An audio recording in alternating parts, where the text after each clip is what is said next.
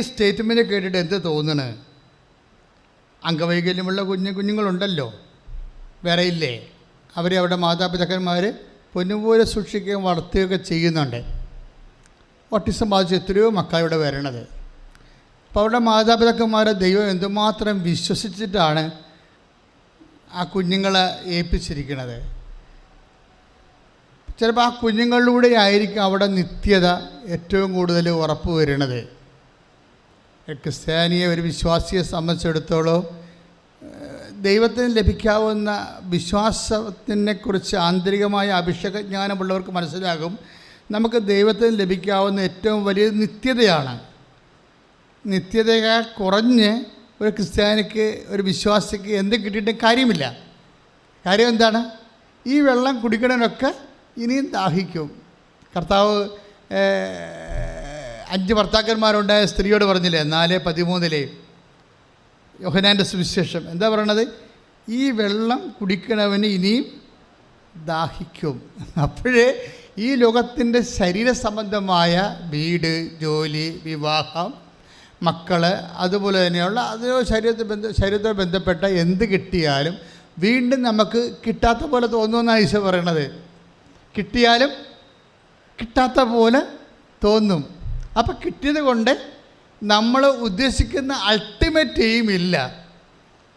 അത് വിശ്വാസിയാണ് മനസ്സിൽ. പക്ഷേ അതുകൊണ്ട് എന്താ ചെയ്യണമെന്ന് വെച്ച് കഴിഞ്ഞാൽ, ഇപ്പോൾ തന്നെ ഇപ്പോൾ ഈ ഷീജ ഇങ്ങനെ ഒരു, അല്ല ഈ അഞ്ജന ഡേവിഡ് ഇങ്ങനെ ഒരു സ്റ്റേറ്റ്മെൻറ്റ് പറഞ്ഞില്ലേ, എൻ്റെ ദൈവം അംഗവൈകല്യമില്ലാത്ത ദൈവമാണ്, അതുകൊണ്ട് അവൻ സൃഷ്ടിക്കുന്നതും അംഗവൈകല്യമില്ലാത്തതായിരിക്കും. ഞങ്ങൾ സൃഷ്ടിച്ചെന്നല്ല പറഞ്ഞിരിക്കുന്നത്, അവൻ സൃഷ്ടിച്ചെന്നാണ് പറഞ്ഞിരിക്കുന്നത്. എന്താ കാര്യം? ഇതൊരു വിശ്വാസത്തിൻ്റെ വിഷയമാണ്. വിശ്വാസം ഏറ്റു പറയാനുള്ളതാണ്. നമ്മൾ വിശ്വാസത്തെ വളരണത് എങ്ങനെയാണ്? ഇവരെന്താ ചെയ്തിരിക്കണത്? ഇവരുടെ സ്കാൻ ചെയ്തപ്പോൾ ഈ കുഞ്ഞിന് പല അവയവങ്ങളും ഇല്ല എന്നുള്ളത് മനസ്സിലായി. കിഡ്നിയുടെ പ്രോബ്ലം ഉണ്ട്, തലതിരിയത്തില്ല, പല പ്രശ്നങ്ങളാണ് അതിൻ്റെ കിടക്കുടക്ക് ഓരോ സ്കാനിങ്ങിനും വരണത്. അപ്പോഴൊക്കെ ഇവരിങ്ങനെ വിശ്വാസത്തിൽ നിൽക്കുകയാണ്. എന്താ പ്രശ്നം വെച്ച് കഴിഞ്ഞാൽ, വിശ്വാസത്തെക്കുറിച്ച് സെൻറ്റ് പോള് ഏറ്റവും കൂടുതൽ വിശ്വാസത്തെ കൈകാര്യം ചെയ്ത ഒരു അപ്പോസ്തലനാണ് വിശുദ്ധ പൗലോസ്. അദ്ദേഹം പറയുന്നത് എന്താണ്? നിങ്ങൾ ദൈവത്തെ മഹത്വപ്പെടുത്തിക്കൊണ്ട് വിശ്വാസത്തിൽ ശക്തി പ്രാപിക്കാൻ. 4:20 റോമാലേഖനം 4:20 ഏറ്റു പറഞ്ഞ് ദൈവത്തെ മഹത്വപ്പെടുത്തിക്കൊണ്ട് വിശ്വാസത്തിൽ ശക്തി പ്രാപിക്കുക.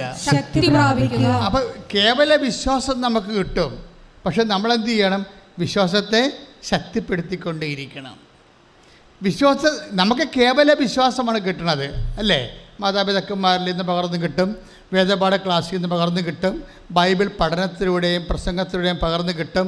ഇതെല്ലാം നമുക്ക് കിട്ടുന്നതും, പക്ഷേ ഈ വിശ്വാസത്തെ നമ്മൾ, ഈ കേവല വിശ്വാസത്തെ പവേഡായിട്ടുള്ള ഫെയ്ത്താക്കി കൺവേർട്ട് ചെയ്യണം. ശക്തി പ്രാപിച്ച വിശ്വാസം, അത് നമ്മുടെ കോൺട്രിബ്യൂഷനാണ്. പറഞ്ഞ മനസ്സിലായില്ലേ?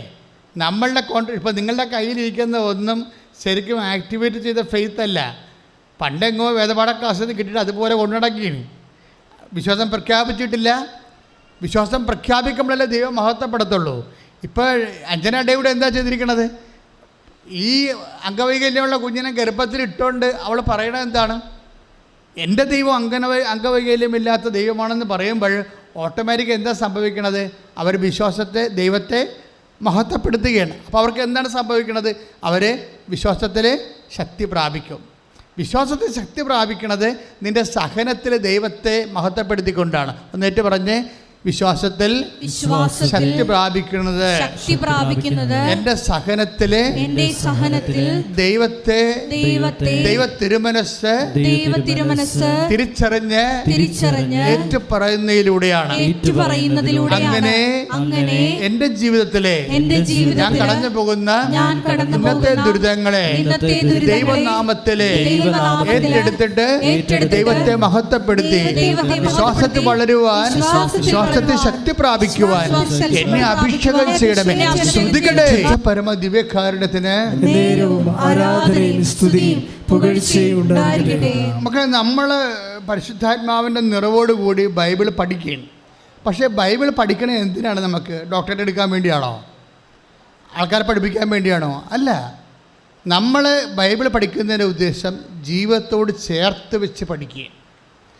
ഈ ജീവിതത്തിലൂടെ ഏത് വചനമാണ് കർത്താവ് എന്നോട് പറയണത്, അല്ലെങ്കിൽ ഈ ജീവിതത്തിൻ്റെ മുൾക്കീടവും കുരിശും തിരുവിരാവിലെ മുറിവും കർത്താവിൻ്റെ സഹനങ്ങളുടെ ഒരു ഷെയർ നമുക്ക് ലഭിച്ചിരിക്കുന്നത് എങ്ങനെയാണ് ഈ കുരിശിനെ കൃപയാക്കി കൺവേർട്ട് ചെയ്തുകൊണ്ട് നമ്മൾ വളരണത്.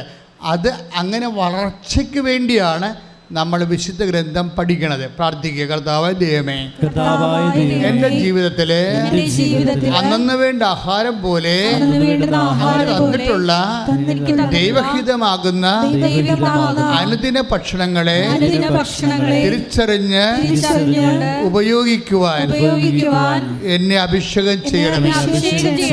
പ്രിയപ്പെട്ടവരെ, ഇപ്പോഴ് നമ്മൾ വായിച്ച് കേട്ട വചനം ഏതാണ്? റോമ 4:20. എന്താ വചനം? എന്ന് പറഞ്ഞ ദൈവത്തെ മഹത്വപ്പെടുത്തി വിശ്വാസത്തിൽ വളരുവേൻ, ശക്തിപ്പെടുവേൻ. അപ്പോൾ എന്നെ പ്രോബ്ലം കഴിഞ്ഞാലേ ദൈവത്തെ മഹത്വപ്പെടുത്തിയാൽ നമുക്കെന്ത് സംഭവിക്കും? വിശ്വാസത്തെ നമ്മൾ അപ്ഗ്രേഡ് ചെയ്തു പോകും. വിശ്വാസം അപ്ഗ്രേഡ് ചെയ്യണം. കാര്യം നമ്മൾക്കുള്ള പ്രോബ്ലം ഞാൻ എപ്പോഴും പറയാറുണ്ട്. അതായത് നമ്മളുടെ ഫെയ്ത്ത് ക്രൊണോളജിക്കൽ ഫെയ്ത്താണ്. സാധാരണ നമുക്ക് 18 വയസ്സ് അല്ലെങ്കിൽ 50 വയസ്സുണ്ടെങ്കിൽ 50 വയസ്സിൻ്റെ വിശ്വാസമാണ് നമുക്കുള്ളത്. ചിലപ്പോൾ 50 വയസ്സിൻ്റെ വിശ്വാസം കാണത്തില്ല. വിശ്വാസത്തെ വർക്ക് ചെയ്യാത്ത ആൾക്കാരാണെങ്കിൽ 50 വയസ്സുള്ള വിശ്വാസം കാണത്തില്ല. 50 വയസ്സ് ഉണ്ടാകാം, ചിലപ്പോൾ 30 വയസ്സിൻ്റെ 20 വയസ്സിൻ്റെ വിശ്വാസം ഉണ്ടാകും. അതെന്ന് വെച്ചാൽ ക്രോണോളജിക്കൽ ഇയറിനേക്കാൾ താഴ്ന്നു വരും. എന്നുവെച്ചാൽ വണ്ടിയുടെ പുറകിൽ കൊണ്ടുവന്ന് കുതിരയെ കെട്ടണ പോലെ ഇരിക്കും. അതുകൊണ്ടാണ് മൂവ് ചെയ്യാത്തത്. എപ്പോഴും വണ്ടി, ഈ ജീവിതമാകുന്ന വണ്ടി വിശ്വാസം വലിച്ചുകൊണ്ട് പോകണം. അതിന് വിശ്വാസം വയസ്സിനേക്കാൾ കൂടിയ വിശ്വാസം ഉണ്ടാകണം. ഇത് വലിയ പ്രശ്നമാണ്. ഒന്ന് പ്രാർത്ഥിച്ച്, എൻ്റെ കർത്താവേ, എൻ്റെ പ്രായത്തിൽ കവിഞ്ഞ വിശ്വാസത്താൽ എന്നെ അഭിഷേകം ചെയ്യണമേ. എൻ്റെ പ്രായത്തിൽ കവിഞ്ഞ വിശ്വാസത്താൽ എന്നെ അഭിഷേകം ചെയ്യണമേ. ഈ പ്രായത്തിൽ കവിഞ്ഞ വിശ്വാസം ഉണ്ടാകണമെങ്കിൽ എന്ത് ചെയ്യണം? ദൈവത്തെ മഹത്വപ്പെടുത്തേണ്ടി വരും. എന്തിന്? എങ്ങനെ മഹത്വപ്പെടുത്തണം? നമ്മൾക്ക് ദൈവഹിതപ്രകാരമുള്ള എന്തെങ്കിലും ഒരു ദുഃഖവും ദുരിതമോ അരിഷ്ടവും ജീവിതത്തിൻ്റെ ഭാഗമായാൽ അത് നമ്മൾ വിഴുങ്ങാതെ, മറിച്ച് ആ സമയത്ത് അത് വെച്ചുകൊണ്ട് നമ്മൾ ദൈവത്തിൻ്റെ മനസ്സിനോട് യോജിച്ചുകൊണ്ട് ദൈവത്തെ മഹത്വപ്പെടുത്തണം. അല്ലാതെ അതിന് കരഞ്ഞ് കൂവി ആപ്പടെ സങ്കടപ്പെട്ട് നടക്കരുത്. കാര്യം ദൈവത്തിനെ സംബന്ധിച്ചിടത്തോളം ഏത് നിമിഷവും നിൻ്റെ ജീവിതത്തിലേക്ക് ഇടപെടാനുള്ള ഒരു വകുപ്പാണത്. നിൻ്റെ സന്തോഷത്തിൽ ഇടപെട്ടിട്ട് ദൈവത്തിൻ്റെ കൃപ ഉൽപ്പാദിപ്പിക്കാൻ പറ്റത്തില്ല. Note the point. ശ്രദ്ധിക്കുക, നിൻ്റെ സന്തോഷത്തിൽ ഇടപെട്ടുകൊണ്ട് നിനക്ക് ഒരു വിശ്വാസത്തെ വർദ്ധിപ്പിക്കുന്നതിനേക്കാൾ ദൈവത്തിന് എളുപ്പം നിൻ്റെ സങ്കടങ്ങളിൽ ഇടപെട്ടിട്ട് നിൻ്റെ വിശ്വാസത്തെ വർദ്ധിപ്പിക്കുന്നതാണ്. അതുകൊണ്ടാണ് സന്തോഷവും സങ്കടവും. ഇപ്പം നീ ഒരു സന്തോഷമായിട്ട് പോവുകയാണ്, ഒരു കുഴപ്പമില്ല വെച്ചാൽ ഭംഗിയായിട്ട് പോകണമെന്ന് പറഞ്ഞാൽ ഒക്കെയാണ് വെച്ചാൽ കുഴപ്പമില്ലെന്ന് വെച്ചാൽ ഞാൻ പറയും നീ പോക്കാണെന്ന് പറയും. എന്താ കാര്യം? ദൈവം നിന്നെ തിരഞ്ഞെടുത്തിട്ടില്ല. വിശ്വാസം വളർത്താൻ വേണ്ടി ദൈവം നിന്നെ തിരഞ്ഞെടുത്തിട്ടില്ല. നിനക്ക് ക്ലാസ് കയറ്റമില്ല. പണ്ടത്തെ ക്ലാസ്സിൽ തന്നെ ഇരിക്കുകയാണ്, കുഴപ്പമൊന്നുമില്ല. അത്യാവശ്യം ഭക്ഷണം കിട്ടും, അത്യാവശ്യം ജോലിയുണ്ട്, അത്യാവശ്യം സന്തോഷമായിട്ടൊക്കെ അങ്ങനെ പോകണേ. ഇതുകൊണ്ട് നിത്യതയ്ക്കൊരു പ്രയോജനമില്ല. നീ ചാകുന്നു, തീരുന്നു, എല്ലാം തീർന്നോ? യേശുക്രിസ്തുവിനെ നീ സ്വീകരിച്ചിട്ടും നിനക്ക് നിത്യതയ്ക്ക് വൃത്തിയും മെനയുള്ളൊരു നിത്യത കിട്ടിയില്ലെങ്കിൽ ഉള്ള അവസ്ഥ എന്താ? എങ്ങനെയെങ്കിലും നിത്യത കിട്ടിയാൽ മതിയോ? എങ്ങനെയെങ്കിലും നിത്യത കിട്ടിയാൽ പോരാ. അതെന്തുകൊണ്ടാണ് പൗലോസ് അപ്പോസ്തലൻ 1 കൊരിന്ത്യർ 15:41 ഒന്ന് വായിച്ച് ഒന്ന് പറഞ്ഞ്, സ്വർഗീയ ശരീരങ്ങളുണ്ട്, ഭൗമിക ശരീരങ്ങളുണ്ട്. സ്വർഗീയ ശരീരങ്ങളുടെ തേജസ് ഒന്ന്, ഭൗമിക ശരീരങ്ങളുടെ തേജസ് മറ്റൊന്ന്. തേജസ് മാറ്റം കണ്ടില്ലേ? സ്വർഗീയ ശരീരങ്ങളുടെ തേജസ് ഒന്ന്, ഏറ്റു പറഞ്ഞേ. സ്വർഗീയ ശരീരങ്ങളുടെ തേജസ് ഒന്ന്, ഭൗമിക ശരീരങ്ങളുടെ തേജസ് ഒന്ന്. അപ്പൊ തേജസ്സാണ് പ്രോബ്ലം, മഹത്വമാണ് പ്രശ്നം. കണ്ടില്ലേ? ഇനി അടുത്ത വായിക്കുക. സൂര്യന്റെ തേജസ് ഒന്ന്, സൂര്യന്റെ തേജസ് ഒന്ന്, ചന്ദ്രന്റേത് മറ്റൊന്ന്, ചന്ദ്രന്റേത് മറ്റൊന്ന്, നക്ഷത്രങ്ങളുടേത് വേറൊന്ന്, നക്ഷത്രങ്ങളുടേത് വേറെ ഒന്ന്. നക്ഷത്രങ്ങൾ തമ്മിലും തേജസ്സിന് വ്യത്യാസമുണ്ട്. നക്ഷത്രങ്ങൾ തമ്മിലും തേജസ്സിന് വ്യത്യാസമുണ്ട്. ഇപ്രകാരം തന്നെയാണ്. That's the point. എന്താണ് ഒന്ന് പറഞ്ഞേ? ഇപ്രകാരം തന്നെയാണ് മരിച്ചവരുടെ പുനരുത്ഥാനവും. മരിച്ചവരുടെ പുനരുത്ഥാനവും. മനസ്സിലായില്ലേ? മരിച്ചവരുടെ പുനരുത്ഥാനത്തിനും തേജസ് മാറ്റം ഉണ്ടെന്നർത്ഥം. നമ്മളൊക്കെ കർത്താവിൻ്റെ ഒരു കണക്ക് കൂട്ടല്ലേ. കർത്താവ് ഈ ചന്ദ്രനെ ഒന്നും കണക്കാക്കണില്ല. മനസ്സിലായില്ലേ? എങ്ങനെയെങ്കിലും ഒന്ന് സൽപ്രവൃത്തിയൊക്കെ ചെയ്ത് ഇവരെ കേടുകൂടാതെയൊക്കെ പോകുന്ന ഈ സാധാരണ ഒരു പാസ് മാർക്കില്ലേ, അതൊന്നും കർത്താവ് ഈ ചന്ദ്രനെയൊക്കെ കൂട്ടുന്നത് സെൻറ്റ് പോളാണ്. കർത്താവിൻ്റെ കണക്കിൽ ചന്ദ്രനൊന്നും ഇല്ല. കർത്താവ് എന്താ പറയണത്? 13:43 യോഹന്നാൻ മത്തായി ശ്ലീഹയുടെ സുവിശേഷം 13:43 പറഞ്ഞോളൂ, ശ്രദ്ധിക്കട്ടെ. അപ്പോൾ നീതിമാന്മാർ തങ്ങളുടെ പിതാവിന്റെ രാജ്യത്തിൽ സൂര്യനെ പോലെ പ്രശോഭിക്കും. സൂര്യനെ പോലെ. അപ്പൊ ചന്ദ്രനും നക്ഷത്രമൊക്കെ പോയി, മൈൻഡ് ചെയ്യണില്ല. ഈ ബേസിക് കൃപയുള്ളവരെ ഒന്നും കർത്താവ് അവൻ്റെ വിശുദ്ധമായ രക്തത്താൽ വീണ്ടെടുത്ത കാരണം ഈ അയോഭാവി ക്രിസ്ത്യാനികളൊന്നും ദൈവം കണക്കിലെടുക്കണില്ല. അത് സീരിയസ് വിഷയമാണ്. നിങ്ങൾ വിചാരിക്കരുത് എങ്ങനെയും തെമ്മാടിത്തരമായിട്ട് 5 ഭാര്യമാരെ 2 ഭർത്താക്കന്മാരെ അല്ലെങ്കിൽ 10 അബോർഷനൊക്കെ കഴിഞ്ഞിട്ട് അങ്ങനെ അടിവിളിച്ച് പൊളിച്ച് ജീവിക്കാം, അവസാനം ഒരു കുമ്പസാരം നടത്തി കുറേ മോങ്ങി തേങ്ങി അവസാനം ചത്ത് ചവിപ്പെട്ടി പോകാമെന്ന് വിചാരിച്ചാൽ ഒറ്റ നടക്ക് പോകത്തില്ല. ഈ ആൾക്കാർക്കെല്ലാം വന്നിരിക്കുന്ന അബദ്ധം അതാണ്. അവസാനത്തെ മാനസാന്തത്തിന് വേണ്ടി ഇരിക്കുകയാണ്. അതാകുമ്പോൾ എല്ലാം ഒക്കത്തില്ല. നിങ്ങൾ ഈ വചനങ്ങൾ കൂട്ടി വായിക്കണം. സെൻറ്റ് പോൾ പറയണത്, സെൻറ്റ് പോൾ സൂര്യൻ്റെ കൂടെ പിന്നെ ഈ ബേസിക് കോഴ്സുകാരെ എടുക്കുന്നുണ്ട്.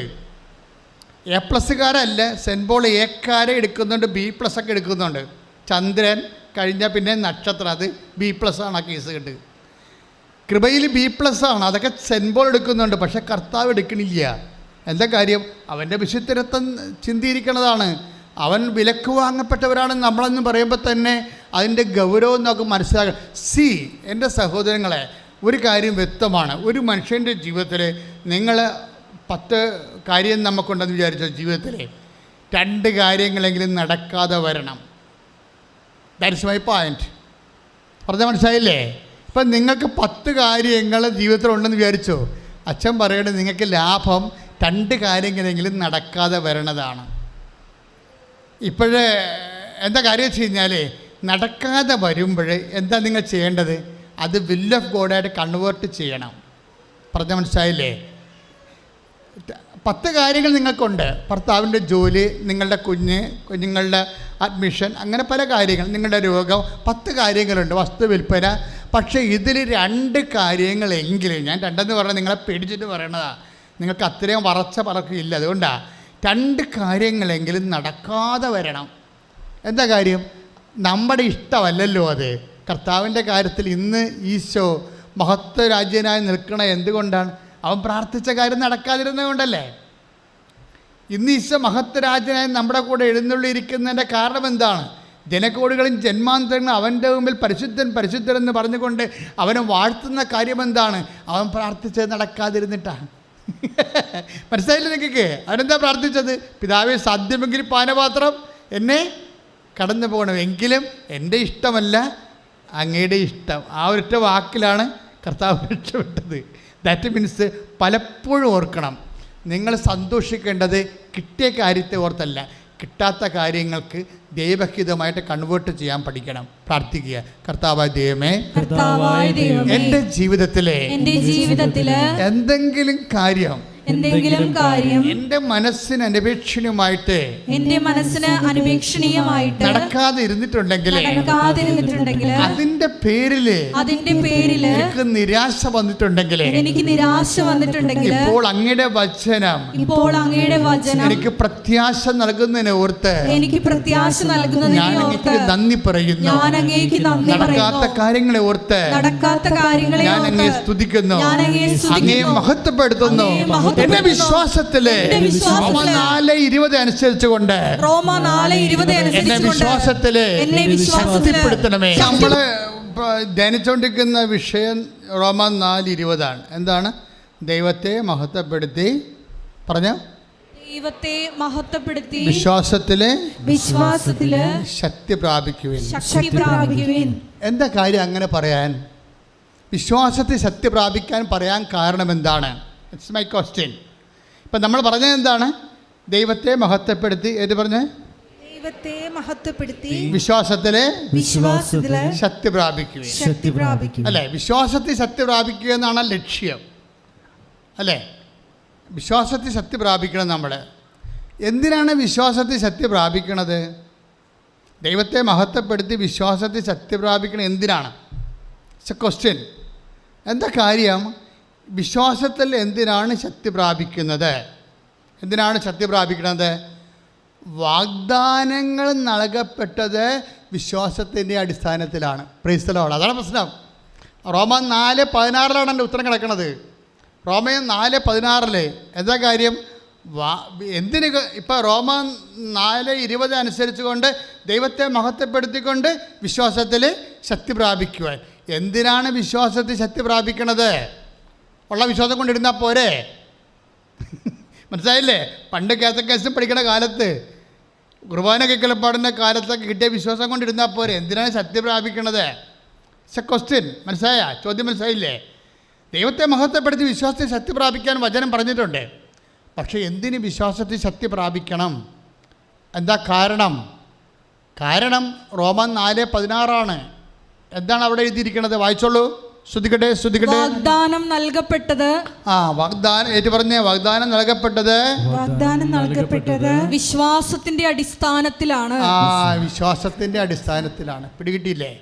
ദൈവത്തിന് നമുക്ക് ലഭിക്കുന്ന സംഭവം ക്യാഷ് ആൻഡ് കൈൻഡായിട്ട് കിട്ടണത് എന്താണ്? വാഗ്ദാനമാണ് കിട്ടണത്. അതെപ്പോഴും നമ്മൾ മനസ്സിലാക്കണം. ഇപ്പോൾ പാലായാലും റൊട്ടി ആയാലും എന്തൊക്കെ IELTS പാസ്സാകുന്നതായാലും വസ്തു വിൽക്കുന്നതായാലും മക്കൾ ജനിക്കുന്നതായാലും വിവാഹം നടക്കുന്നതായാലും കോടികളുടെ കടം റെമിറ്റ് ചെയ്യണം, നിത്യജീവനായാലും ഇതെല്ലാം ദൈവം ഡിസൈൻ ചെയ്തിരിക്കുന്നത് വാഗ്ദാനത്തിൻ്റെ രൂപത്തിലാണ്. അത് ആണ് ഇതിൻ്റെ ടെക്നിക്ക്. 8852 വാഗ്ദാനങ്ങൾ ദൈവം തന്നിട്ടുണ്ട്. 1-2 അല്ല, 8800. ഇപ്പം നിങ്ങൾ 8852 വാഗ്ദാനങ്ങൾ. അതിൽ വീടുണ്ട്, ലാൻഡുണ്ട്, നമ്മുടെ PR ഉണ്ട്, എല്ലാ സംഭവം ഇതിനകത്തുണ്ട്. നിങ്ങൾ സ്ഥലം വിൽപ്പനയുണ്ട്, വിറ്റ സ്ഥലത്ത് താമസിക്കുന്നുണ്ട്, ക്യാൻസറിൻ്റെ സൗഖ്യമുണ്ട്, കരളിൻ്റെ സൗഖ്യമുണ്ട്, ശരീരത്തിൻ്റെ എല്ലാ സൗഖ്യങ്ങളുണ്ട്, നിത്യത വരെയുണ്ട്. നിത്യത ഇല്ലായിരുന്നു. വാഗ്ദാനങ്ങളുടെ കൂട്ടത്തിൽ നിത്യത ഇല്ലായിരുന്നു. നിത്യത കൂട്ടിച്ചേർത്തത് യേശുവാണ്. അതിനാണ് ഈശോ പുതിയ ഉടമ്പടി എന്ന് പറഞ്ഞത്. 8852 വാഗ്ദാനം ഉണ്ടെങ്കിലും ഈ വാഗ്ദാനത്തിൻ്റെ കൂട്ടത്തിൽ നിത്യത വാഗ്ദാനം ചെയ്തിട്ടില്ലായിരുന്നു. നിത്യത വാഗ്ദാനം ചെയ്താൽ തന്നെയും, അതായത് നിത്യത വാഗ്ദാനം ചെയ്താൽ തന്നെയും അതൊരു ഒക്കൾട്ടായിട്ട് ഇങ്ങനെ ഒരു നമ്മുടെ വാട്ടർമാർക്ക് പോലെ കിടക്കുകയാണ് നിത്യത. പഴയ നിയമത്തിൽ നിത്യതയുടെ കിടപ്പ് വശം എന്ന് പറയുന്നത് ഒരു വാട്ടർമാർക്ക് പോലെയാണ്. എന്താണ്? കന്യക ഗർഭം ധരിച്ച് ഒരു പുത്രനെ പ്രസവിക്കും. അപ്പം ക്രിസ്തുവിൻ്റെ ഒരു വാട്ടർമാർക്ക് അവിടെ ഉണ്ട്. ആ വാഗ്ദാനമാണത്. കന്യക ഗർഭം ധരിച്ച് പുത്രനെ പ്രസവിക്കുന്ന വാഗ്ദാനമാണ്. പിന്നെ ദൈവം സർപ്പത്തെ സാക്ഷി നിർത്തിക്കൊണ്ടൊരു വാഗ്ദാനം നൽകിയിട്ടുണ്ട്. അവിടെ മാതാവും വാട്ടർമാർക്കാണ്. അവിടെ എന്താണ്? നിനക്ക് സ്ത്രീക്കും തമ്മിലും നിൻ്റെ സന്തതിക്കും സ്ത്രീയുടെ സന്തതിക്കും തമ്മിലും ഞാൻ ശത്രുത ഉളവാക്കും, അവൻ്റെ കുതികാലിന് നീ പരിക്കേൽപ്പിക്കുമെന്ന് പറയുന്ന രക്ഷകനെ വാഗ്ദാനം ചെയ്യുന്ന അത് വാഗ്ദാനമാണ്. അതിൽ നിത്യതയുണ്ട്. പക്ഷെ അത് വാട്ടർമാർക്കാണ്, സൈലൻ്റാണ്. അതിൻ്റെ അകത്ത് അത് ആക്ടിവേറ്റ് ചെയ്യണത് ഈശോയാണ്. പക്ഷേ ഈശോ ആക്ടിവേറ്റ് ചെയ്യണത് എങ്ങനെയാണത്? ഈശോ വാഗ്ദാനമാക്കി അത് ശരിക്കും പുറത്തേക്ക് കൊണ്ടുവന്ന് വെളിച്ചത്ത് കൊണ്ടുവരുന്നത് എങ്ങനെയാണ്? എല്ലാം ഇങ്ങനെ ഒരു ഇരുളായ്മ കിടന്നിട്ട് ഈശോ നിത്യത വെളിച്ചത്ത് കൊണ്ടുവരും. ഈശോ വെളിച്ചത്ത് കൊണ്ടുവരണം എങ്ങനെയാണ്? പിതാക്കന്മാർ മരുഭൂമി വെച്ച് മന്ന ഭക്ഷിച്ചു എന്ന് പറഞ്ഞിട്ട് ഈശോ പറയും അതുപോലല്ല ഈ അപ്പം എന്ന് പറയും. മനസ്സിലായി? അവിടെ വെച്ചാണ് ഈശോ വെളിച്ചത്ത് കൊണ്ടുവരണത്. നിത്യത വാഗ്ദാനത്തിൻ്റെ ഭാഗമാക്കുന്നത് അവിടെ വെച്ചാണ്. അതിന് പുതിയ ഉടമ്പടി വന്നത് അത് ഉടമ്പടിയാണ്. ഉടമ്പടി എല്ലാ ദൈവം ഒന്നും ചെയ്യത്തില്ല. എന്താണ് catch the point, note the point. എന്താ പറയണത്?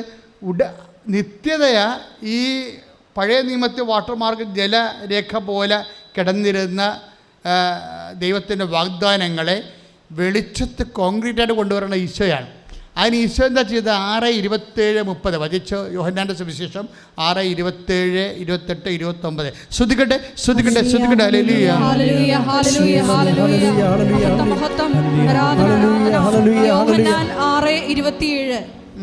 നശ്വരമായ അപ്പത്തിനു വേണ്ടി അധ്വാനിക്കാതെ പറഞ്ഞേ, നശ്വരമായ അപ്പത്തിനു വേണ്ടി അധ്വാനിക്കാതെ മനുഷ്യപുത്രൻ തരുന്ന മനുഷ്യപുത്രൻ നൽകുന്ന നിത്യജീവന്റെ അനശ്വരമായ അപ്പത്തിനു വേണ്ടി അധ്വാനിക്കുവേൻ. Praise the Lord. ഇത് ചോദിക്കുമ്പോൾ ഇത്രയും പറയുമ്പോഴേ, അതായത് നശ്വരമായ അപ്പത്തിനു വേണ്ടി അധ്വാനിക്കാതെ മനുഷ്യപുത്രൻ നൽകുന്ന നിത്യജീവൻ്റെ അപ്പത്തിന് വേണ്ടി, നിത്യതയ്ക്ക് വേണ്ടി അധ്വാനിക്കാൻ പറയുന്നില്ലേ? ഇത് പറയുമ്പോൾ ജനം ചോദിക്കുന്ന ഒരു ചോദ്യമുണ്ട്. ഈശോയുടെ സദസ്സ് വളരെ വിജ്ഞാന ഉള്ള സദസ്സാണ്, അല്ലാതെ വായി നോക്കിയുള്ള സദസ്സല്ല. കാര്യം എന്ന് വെച്ചാൽ അവരിവിടെ ചോദിക്കും, what we should do test good the will of God. അവർ ചോദിക്കും, ദൈവഹിതം അനുസരിച്ച് പ്രവർത്തിക്കാൻ ഞങ്ങൾ എന്ത് ചെയ്യണം? എനിക്ക് തോന്നുന്നത് ഈശോയുടെ ശ്രോതാക്കൾ വെച്ച് ഇടിവെട്ട് ശ്രോതാക്കളാണ്. ഈ കുർബാനയുടെ ഡിസ്കോഴ്സ് നടത്തുമ്പോൾ കർത്താവിനെ അഭിമുഖീകരിക്കുന്നത് നല്ല ക്ലാസ് ഓഡിയൻസാണ്. അവർ ചോദിക്കണം, കണ്ടില്ലേ? അവരുടെ ചോദ്യങ്ങളാണ് ഇന്ന് ഞാൻ വെളുപ്പിനെ എന്നെ ഞെട്ടിച്ച് കളഞ്ഞത്. കാര്യം അവർ ചോദിക്കുന്നത് എന്താണ്? നിത്യതയെന്ന് പറയുമ്പോൾ ഉടനെ പറയും ദൈവഹിതം എന്നാണ് അവർ പറയണത്. അതാണ് ഞാൻ നിങ്ങളോട് പറഞ്ഞിരിക്കുന്നത്. നിത്യത എന്ന് പറയുമ്പോൾ ആ ജനങ്ങൾ ഉടനെ തിരിച്ചറിയും, വിവേചിക്കും. അത് അവരുടെ ഡിസേൺമെൻറ്റ് ഭയങ്കരമാണ്. അവർ ചോദിക്കുന്നത് എന്താണ്? നിത്യതയാണെങ്കിൽ ദൈവഹിതം അനുസരിച്ച് പ്രവർത്തിക്കാൻ ഞങ്ങൾ എന്ത് ചെയ്യണം? അതാണ് വിഷയം. അപ്പോഴെന്ത് ചെയ്യും? അവൻ അയച്ചവനിൽ വിശ്വസിക്കുക. അവൻ അയച്ചവനിൽ വിശ്വസിക്കാനാണ് പിന്നീട് പറയണത്. ഈശോ പറഞ്ഞ മറുപടി അതാണ്. പക്ഷെ അയച്ചവൻ വിശ്വസിക്കേണ്ടത് എങ്ങനെയാണ്? അത് അമ്മയാണ് പറയണത്. അവൻ പറയണത് ചോദിച്ചു.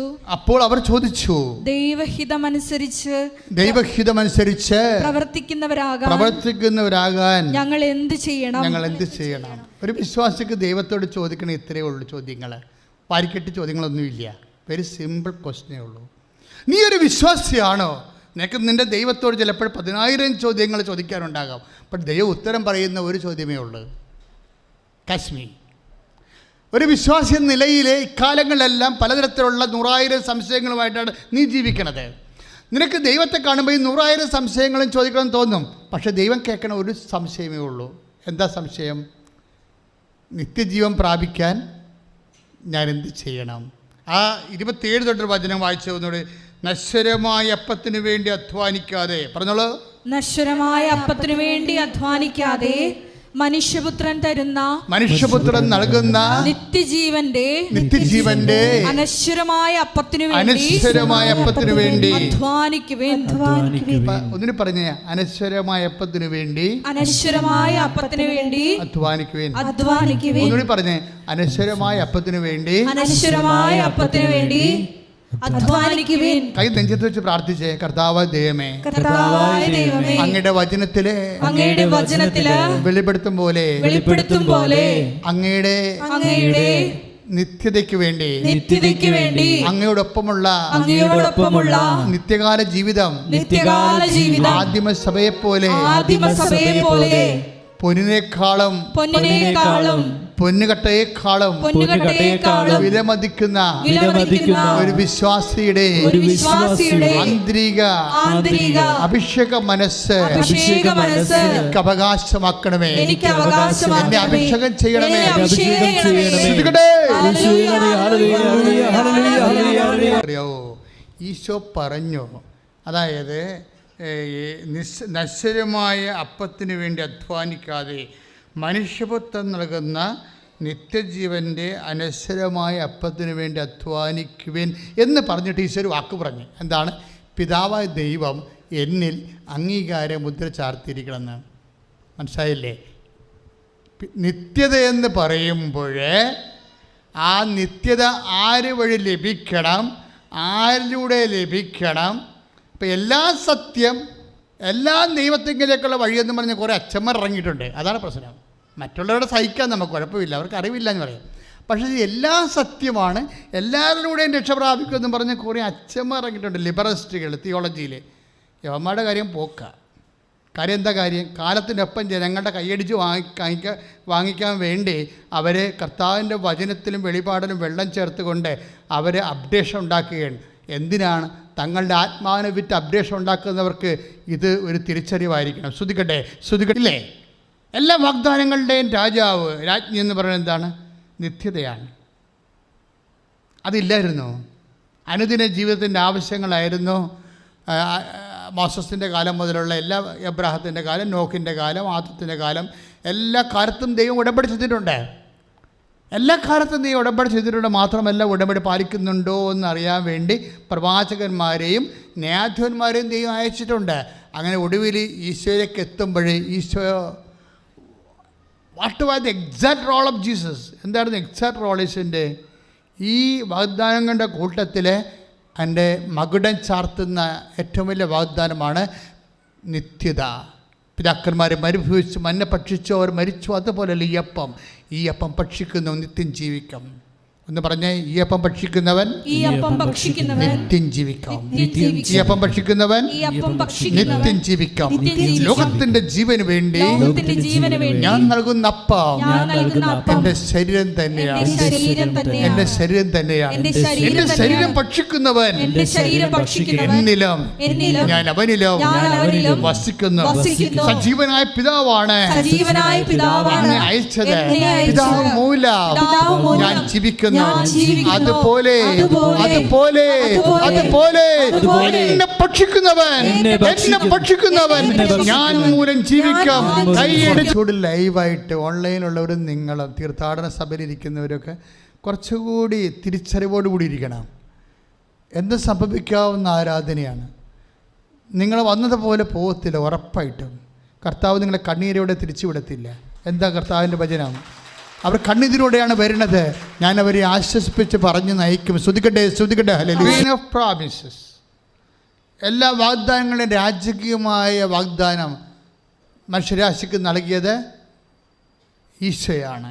ഈശോ എന്താ പറഞ്ഞത്? ഈശോ നൽകിയ വാഗ്ദാനം എന്താണ്? നിത്യത, നിത്യജീവൻ. അതാണ് വാഗ്ദാനം കൂട്ടിച്ചേർത്തത്. അതിനാണ് അവൻ പുതിയ പരിശുദ്ധ പരമ ദിവ്യകാരുണ്യത്തിന്, പരിശുദ്ധ പരമ ദിവ്യകാരുണ്യത്തിന്. എൻ്റെ മക്കളെ, അപ്പോഴ് ഒന്ന് ചിന്തിച്ച് നോക്കി. ഈശോയുടെ സദസ്സിനെ പോലെ നിങ്ങളും പ്രബുദ്ധ സദസ്സാണെന്ന് ഞാൻ കരുതുന്നത്. നിങ്ങളൊന്ന് ചിന്തിച്ച് നോക്കിയേ.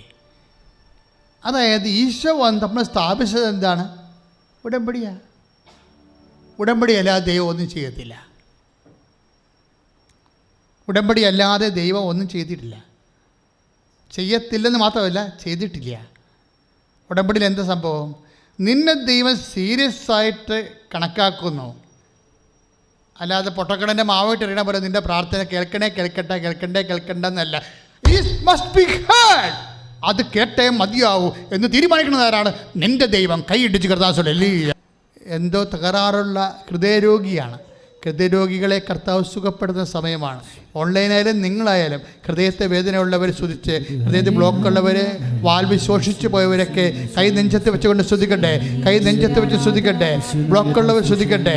വാൽവ് ശോഷിച്ചു പോയവർ സ്തുതിക്കട്ടെ.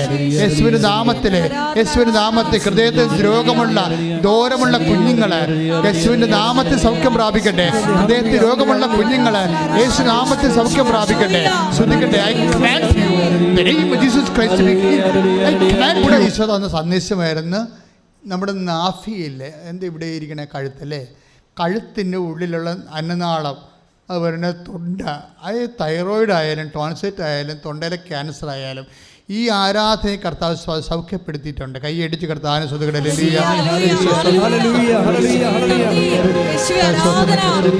ചെയ്യുന്നില്ല. അതിനകത്ത് ബീജം ഉൽപ്പാദിപ്പിക്കപ്പെടുന്നില്ല. പക്ഷേ പിന്നെ ഉള്ളത് ഇടതുവശത്തെ പ്രശ്നമാണ്. ഇതിൻ്റെ കുഴപ്പമെന്ന് വെച്ച് കഴിഞ്ഞാൽ ബീജം ഉൽപ്പാദിപ്പിക്കപ്പെടും, പക്ഷേ ബേൺ ഔട്ടായി പോകും, കത്തിപ്പോവും, എന്നുവെച്ചാൽ വറ്റിപ്പോവും. അതാണ് പ്രശ്നം. ഈ വ്യക്തിയെ കർത്താവ് സ്പർശിച്ചുകൊണ്ടിരിക്കുന്നത് ശ്രദ്ധിക്കട്ടെ. പക്ഷേ എപ്പോഴും അപ്പം നമ്മൾ ശ്രദ്ധിക്കേണ്ടത്, പരിശുദ്ധാത്മാവ് പറയുന്നുണ്ട് എന്ന് വെച്ചാൽ എന്താ പറയേണ്ടത്, ഈ കുഞ്ഞുങ്ങളില്ലാത്ത എല്ലാവരും അടിവയറ്റി വെച്ച് പ്രാർത്ഥിക്കാൻ പറയുന്നുണ്ട്. അപ്പോഴേ ഇങ്ങനെ ഒരു മെസ്സേജ് വരുമ്പോൾ, ഇപ്പോൾ കരളിൻ്റെ മെസ്സേജ് അല്ലെങ്കിൽ ഹാർട്ടിൻ്റെ മെസ്സേജ് വരുമ്പോൾ, എൻ്റെ മക്കൾ അപ്പോഴൊക്കെ അത് ആ കൃപയുടെ ഒരു സമയമാണത്. അപ്പോൾ ആ സമയത്തിൽ അനേകം സൗഖ്യങ്ങൾ നടക്കുന്ന സമയമാണ്. അപ്പോൾ അവിടെ എല്ലാം നെഞ്ചത്ത് കഴിച്ച് വിശ്വാസ പ്രമാണം അറിയാവുന്നവർ വിശ്വാസ പ്രമാണം ചൊല്ലിക്കൊണ്ടിരിക്കണം. അല്ലാത്തവർ യേശു കർത്താവാണെന്ന് അതരം കൊണ്ട് ഏറ്റുപറഞ്ഞ് ദൈവം അവനെ മരിച്ചതെന്ന് ഉയർപ്പിച്ചുവെന്ന് ഹൃദയത്തിൽ പറഞ്ഞുകൊണ്ടിരിക്കണം. ഒന്ന് പറഞ്ഞ്, യേശു കർത്താവാണെന്ന് ഞാൻ അതരം കൊണ്ട് ഏറ്റു പറയുന്നു. യേശു കർത്താവാണെന്ന് ഞാൻ അതരം കൊണ്ട് ഏറ്റു പറയുന്നു. ദൈവം അവനെ മരിച്ചുവെന്ന് ഉയർപ്പിച്ചുവെന്ന് എൻ്റെ ഹൃദയത്തിൽ വിശ്വസിക്കുന്നു. തമ്മിൽ ഭയങ്കര വ്യത്യാസമാണ് കേട്ടോ. യേശു കർത്താവാണത് 50 പോയിൻ്റാണ്, ഹൃദയത്തിൽ വിശ്വസിക്കണം 50 പോയിൻ്റ്. 2 കുടുംബങ്ങളാണ് 100 പോയിൻ്റ്. ഇത് വർക്കൗട്ട് ചെയ്യത്തുള്ളൂ. അല്ലെങ്കിൽ യോഹന്നാന് സംഭവിച്ച പോലെ ഇരിക്കും, താക്കോലും കൊണ്ട് വല്ലവരും പോവും. ഇത് രക്ഷ പ്രാപിക്കുന്നതിന് 2 പ്രഖ്യാപനങ്ങളുണ്ട്. ഒന്നെന്താണ്, യേശു കർത്താവാണെന്ന് പ്രഖ്യാപിക്കണം. ഇതിന് ഉള്ള പ്രശ്നം, യേശു കർത്താവാണെന്ന് പ്രഖ്യാപിക്കുന്നതിന് അതിന് ഗ്രാവിറ്റി ഉണ്ട്. നീ വിശ്വാസത്തിൽ നിനക്ക് മച്യൂരിറ്റി പ്രാപിക്കും തോറും നിൻ്റെ പ്രൊക്ലമേഷനും മച്യൂരിറ്റി ഉണ്ടാവും. കാശ്മി, അതായത് വിശ്വാസത്തിൽ ഇപ്പോൾ യേശു കർത്താവാണെന്ന് നീ 9ാം ക്ലാസ്സിൽ വെച്ച് പറഞ്ഞു, യേശു കർത്താവാണെന്ന് നീ 50ാം വയസ്സ് വെച്ച് പറയുമ്പോൾ വ്യത്യാസമുണ്ട്. ഇതിന് എന്താ കാര്യം? നിൻ്റെ അറിവാണ് എൻ്റെ വ്യത്യാസം. യേശു കർത്താവാണ്, ക്യാൻസർ അല്ല കർത്താവ്, ജപ്തി നടപടി അല്ല കർത്താവ്, ബാങ്ക് മാനേജർ അല്ല കർത്താവ്, എന്നോട് പറഞ്ഞ ഡോക്ടറല്ല കർത്താവ്. അതല്ലേ ചേച്ചി പറയണത്. ചേച്ചിയാണ് പറയണിരിക്കണേ. ആദ്യം പറഞ്ഞ ആളാരാണ്? അഞ്ജന ഡേവിഡിൻ്റെ സാക്ഷ്യം എന്താണ്? അഞ്ജന ഡേവിഡ് പറയണത്, ഡോക്ടർ ഞങ്ങൾ മുന്നോട്ട് പോവുകയാണ്, ഇനി ഇങ്ങനെ ഒരു ചർച്ച ഞങ്ങളുമായിട്ട് ചെയ്യരുത്. കാര്യം എന്താണ്?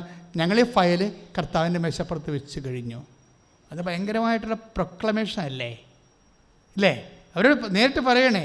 അപ്പോൾ ഡോക്ടർ പറയും, നിങ്ങളെപ്പോലെ ക്രിസ്ത്യൻസിനെ പോലെ വിശ്വസിക്കുന്നവരെ ഞാൻ കണ്ടിട്ടില്ലെന്ന് പറയും. അതാണ് ഡോക്ടറിൻ്റെ മറുപടി. എന്താ പ്രശ്നം വെച്ചാൽ, ഇനി ഇത് ഞങ്ങളോട് പറയരുതെന്നാണ് അവർ പറയുന്നത്. എൻ്റെ കൊച്ചിന് വൈകല്യമുള്ള കൊച്ചാണ് വയറ്റിൽ കിടക്കണം എന്നുള്ളത് ഡോക്ടർ ഈ ഡിസ്കഷൻ, ഈ സബ്ജക്റ്റ് ഇവിടെ നമ്മൾ ക്ലോസ് ചെയ്യാൻ. കാര്യം എന്താണ്? ഈ ഫയല് അങ്ങനെ തന്നെ കർത്താവിൻ്റെ മേശപ്പുറത്തേക്ക് ഞങ്ങൾ വെക്കുകയാണ്. എന്നിട്ട് ഇവള് പറഞ്ഞിട്ട് അവിടെ എന്ത് ചെയ്തിരിക്കണം? അവിടെ വിശ്വാസം ഏറ്റു പറഞ്ഞിട്ട് അതെന്താ ചെയ്തിരിക്കണത്? റോമാ 4:20 വർക്ക് ചെയ്തിരിക്കണം. അവിടെ അച്ഛൻ നേരത്തെ പറഞ്ഞാണ്. എന്താണ് പറഞ്ഞത്? ദൈവത്തെ അവൾ മഹത്വപ്പെടുത്തി. പിന്നെ എന്താണ്? വിശ്വാസത്തിൽ അവരുകൊണ്ട് ശക്തി പ്രാപിച്ചു. ശക്തി പ്രാപിച്ചെങ്കിലും ഇവിടെ പുറത്ത് പറയുമ്പോൾ ഞാനൊരു അമ്മയല്ലേ എന്ന രീതിയിൽ ആൾക്കാരൊക്കെ നമ്മളെ ഇങ്ങനെ തിക്കിമുട്ടിക്കുമല്ല. കാര്യം നേഴ്സുമാരും ബന്ധുക്കളും സ്വന്തപ്പെട്ടവരും എന്തിനാണ് ഈ കുരിശ് ചുമക്കണത്?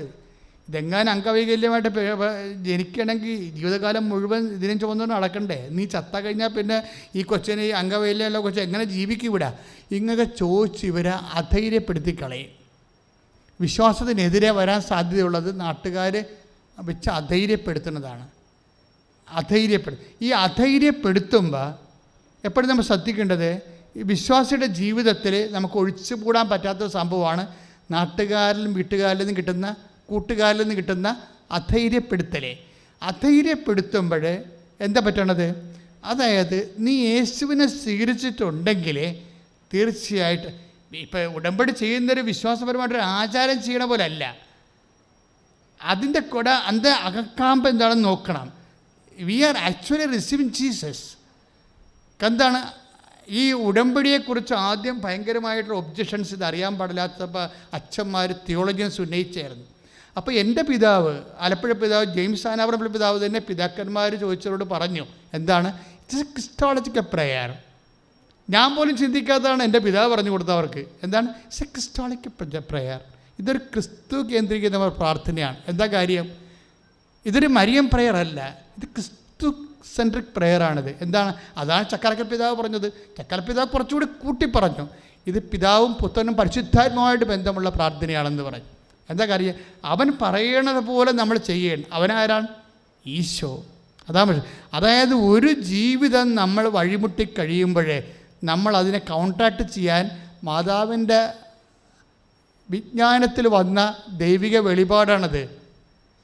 മാതാവ് അമ്മ, പരിശുദ്ധ അമ്മ ആരാണ്? സീറ്റ് ഓഫ് വിസ്ഡമാണ്. അവർ ബോധജ്ഞാനത്തിൻ്റെ സിംഹാസനമാണ്. അതുകൊണ്ട് തന്നെ ഒരു ബ്ലോക്ക് വന്നു കഴിഞ്ഞാൽ അമ്മയുടെ കൃപ, അവർ ഫുൾ ഓഫ് ഗ്രേസാണ്, കൃപ നിറഞ്ഞവരാണ്. അതുകൊണ്ട് പെട്ടെന്ന് അവർ എങ്ങനെയാണ് കൗണ്ടറാക്ട് ചെയ്യണം ദൈവിക നടപടി ദൈവത്തിന് പെട്ടെന്ന് പറഞ്ഞു കൊടുക്കാൻ പറ്റും. നമുക്കും മാതാവിനും തമ്മിലുള്ള കുഴപ്പം, ഈ ഗ്യാപ്പ് വന്നിരിക്കുന്നത് എവിടെയാണെന്നറിയാവോ? ദൈവം എല്ലാവർക്കും പറഞ്ഞു കൊടുക്കുന്നുണ്ട്, പക്ഷേ ചില ആൾക്കാർക്ക് മനസ്സിലാകണില്ല. കാര്യം എന്താണ്? ITI പഠിക്കുന്ന ആൾക്കാർ പോയി IASൻ്റെ ക്ലാസ്സിൽ പോയിരുന്ന വല്ല രക്ഷയുണ്ട്. അതാണ് പ്രശ്നം. എല്ലാവരോടും പറയണ ഒരു സബ്ജക്റ്റാണേ. ചിലർക്ക് പെട്ടെന്ന് മനസ്സിലാകും, ചിലർക്ക് മനസ്സിലാവത്തില്ല. അപ്പോൾ എവിടെയാണ് പ്രശ്നം? ബോൾ നമ്മുടെ കയ്യിലായിരിക്കണത്. ഓരോ ദിവസവും ചെല്ലുന്തോറും ദൈവത്തെ മനസ്സിലാക്കാൻ വേണ്ടി നമ്മൾ പ്രത്യേകം അധ്വാനിച്ചുകൊണ്ടിരിക്കണം. ദൈവത്തെ മനസ്സിലാക്കാൻ വേണ്ടിയുള്ള അധ്വാനമാണ് ബൈബിളിലെ ഏറ്റവും വലിയ അധ്വാനം. അതല്ലേ ജനങ്ങൾ ചോദിക്കണത്. നമ്മൾ അത് വായിച്ചോളൂ. യോഹന്നാൻ 6:28 തൊട്ട് വായിച്ചേ. യോഹന്നാൻ 6:28 വായിച്ചോളൂ. അതായത് അപ്പോൾ അവർ ചോദിച്ചു, ആര്? യേശുവിൻ്റെ ശ്രോതാക്കൾ. അപ്പോൾ അവർ ചോദിച്ചു, എന്താ? ദൈവഹിതമനുസരിച്ച് പ്രവർത്തിക്കുന്നവരാകാൻ. നിങ്ങൾ പറഞ്ഞേ, ദൈവഹിതമനുസരിച്ച് പ്രവർത്തിക്കുന്നവരാകാൻ ഞങ്ങൾ എന്ത് ചെയ്യണം? ഇപ്പം എന്ത് ചെയ്യണമെന്നാണ് ചോദിച്ചത്. എന്ത് ചെയ്യണം, എന്ത് ചൊല്ലണമെന്നല്ല പ്രശ്നം. അവിടെ പ്രോബ്ലം അതാണ് വന്നിരിക്കുന്നത്. പ്രാർത്ഥനാ ജീവിതത്തിൽ വന്നിരിക്കുന്ന പെട്ടെന്നൊരു വിപ്ലവമാണ് ഉടമ്പടി ഉണ്ടാക്കിയിരിക്കുന്നത്. നമ്മൾ ദൈവഹിതമനുസരിച്ച് പ്രവർത്തിക്കാൻ വേണ്ടി എന്ത് ചൊല്ലണമെന്ന് പറഞ്ഞുകൊണ്ട് ലോകത്തുള്ള മുഴുവൻ പ്രാർത്ഥന ചൊല്ലി ഏതാണ്ട് 10 കിലോ പ്രാർത്ഥനാ പുസ്തകം വെച്ച് എല്ലാ വീട്ടിലും ഉണ്ട് ഇപ്പോഴും, ഇല്ലേ? എല്ലാ വീട്ടിലും ഒരു 10 കിലോ പ്രാർത്ഥനാ പുസ്തകം കാണത്തില്ലേ? 5 കിലോ ഒക്കെ കാണും. പക്ഷേ എൻ്റെ ചോദ്യം എന്താണ്? ദൈവഹിതമനുസരിച്ച് പ്രവർത്തിക്കുന്നവരാകാൻ ഞങ്ങൾ എന്ത് ചൊല്ലണമെന്നല്ല ചോദ്യം. എന്താണ്? ഞങ്ങളെന്ത് ചെയ്യണം? ഉടമ്പടി അവരുടെ മറുപടി പറയണത്. ഞങ്ങൾ എന്താണ് ചെയ്യേണ്ടത്? അടുത്ത വചനം വായിച്ചേ. യേശു മറുപടി പറഞ്ഞു, ഇതാണ് ദൈവഹിതമനുസരിച്ചുള്ള പ്രവൃത്തി. ഏറ്റു പറഞ്ഞു, ഇതാണ് ദൈവഹിതമനുസരിച്ചുള്ള പ്രവൃത്തി. അവിടുന്ന് അയച്ചവനിൽ വിശ്വസിക്കുക. അവനിൽ അയച്ചവനിൽ വിശ്വസിക്കുക. അങ്ങനെ വിശ്വസിക്കുക എന്ന് വെച്ച് കഴിഞ്ഞാൽ വെറുതെ ഒരു ഐഡലിറ്റിക് ആയിട്ടുള്ള ഒരു മാനസികമായ ഒരു വ്യാപാരമല്ല വിശ്വാസം. വിശ്വാസം എക്സിക്യൂട്ട് ചെയ്യണം. നീ വിശ്വസിക്കണമെന്ന് പറഞ്ഞിട്ട് കാര്യമില്ലല്ലോ. വിശ്വസിക്കണം ആർക്കും പറ്റുമല്ലോ. വിശ്വാസം എപ്പോഴും ജസ്റ്റിഫൈഡ് ആകണത് എപ്പോഴാണ്? ബൈ വർക്കാണ്.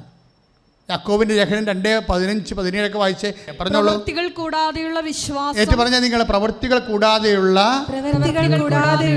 വിശ്വാസം അതിൽ തന്നെ നിർജീവമാണ്. അപ്പൊ കേവല വിശ്വാസത്തിന്റെ കുഴപ്പം എന്താണ്? അത് ചാപിള്ളേ. അതാണ് വർക്ക് കഴിയത്. ചുമ്മാ കേവല വിശ്വാസമില്ലേ, അത് ചാപിള്ളേ. പിന്നെ എന്താണ്? അതുകൊണ്ടാണ് യാക്കോബ് 2:17 പറയണത്. എന്താ പറയണത്? ഒന്ന് പറഞ്ഞേ. പ്രവൃത്തികൾ കൂടാതെയുള്ള വിശ്വാസം നിർജീവമാണ്. അപ്പോഴേ വിശ്വാസത്തെ സജീവമാക്കാൻ എന്ത് ചെയ്യണം? അതാണ് വിഷയം.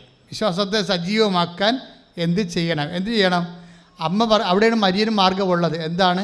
അവൻ പറയണത് പോലെ പ്രവർത്തിക്കണം, ചെയ്യണം. വിശ്വാസത്തെ സജീവമാക്കാൻ എന്താ ചെയ്യേണ്ടത്? അവൻ പറയണത് പോലെ. ഈ നമ്മളുടെ അഞ്ജന ഡേവിഡിൻ്റെ ഒരു സാക്ഷ്യമുണ്ട്. ആ കൂട്ടത്തിൽ പറയുന്നൊരു കാര്യമുണ്ട്. എല്ലാം നമ്മൾ ചൊല്ലുകയാണ് പ്രാർത്ഥനകളിൽ. അവരുടെ സാക്ഷ്യം നിങ്ങൾ കേൾക്കണം കേട്ടോ. അവരുടെ നല്ല തെളിമയുള്ള എഡ്യൂക്കേറ്റഡ് ആയിട്ടുള്ള സാക്ഷ്യമാണ്. എന്താ സാക്ഷ്യം എന്ന് അവർ പറയണത്? ഉടമ്പടി കുറേ ഹാർഡ് വർക്ക് ഉണ്ടെന്ന് പറയും അവർ പറയണതാണ്. ഉടമ്പടിയിൽ കുറേ ഹാർഡ് വർക്കുണ്ട്. അതുകൊണ്ട് ഞാൻ എന്ത് ചെയ്തു? ഞാൻ വിശ്വാസം ജസ്റ്റിഫൈ ചെയ്യാൻ വേണ്ടി, ഇപ്പം കുഞ്ഞിൻ്റെ കാര്യമല്ലേ പറയണത്, ഞാൻ ദൈവത്തിന് എൻ്റെ കൂടെ റിസ്ക് ഷെയർ ചെയ്യേ. എൻ്റെ വിശ്വാസത്തിലാണ് ഞാൻ ഈ റിസ്ക് ഷെയർ ചെയ്യണത്. വൈദ്യശാസ്ത്രം എന്നെ കൈവിട്ടിരിക്കുക. നീ പ്രസവിക്കാതിരിക്കുക, എന്തെങ്കിലും ചെയ്യുക, നിൻ്റെ കാര്യം എന്ന രീതിയിലായിപ്പോയി സാരം. അപ്പോൾ അതിൻ്റെ അത് സൃഷ്ടാവായ ദൈവത്തിൽ ഇവർ വിശ്വസിച്ചുകൊണ്ട് അവളെ ഏറ്റെടുത്തിരിക്കുകയാണ്. ഇതിൽ അവളെന്ത് പറയണമെന്ന് വെച്ചാൽ ഈ വിശ്വാസം ഉണ്ടെന്ന് പറഞ്ഞാൽ ഇരിക്കുകയല്ല.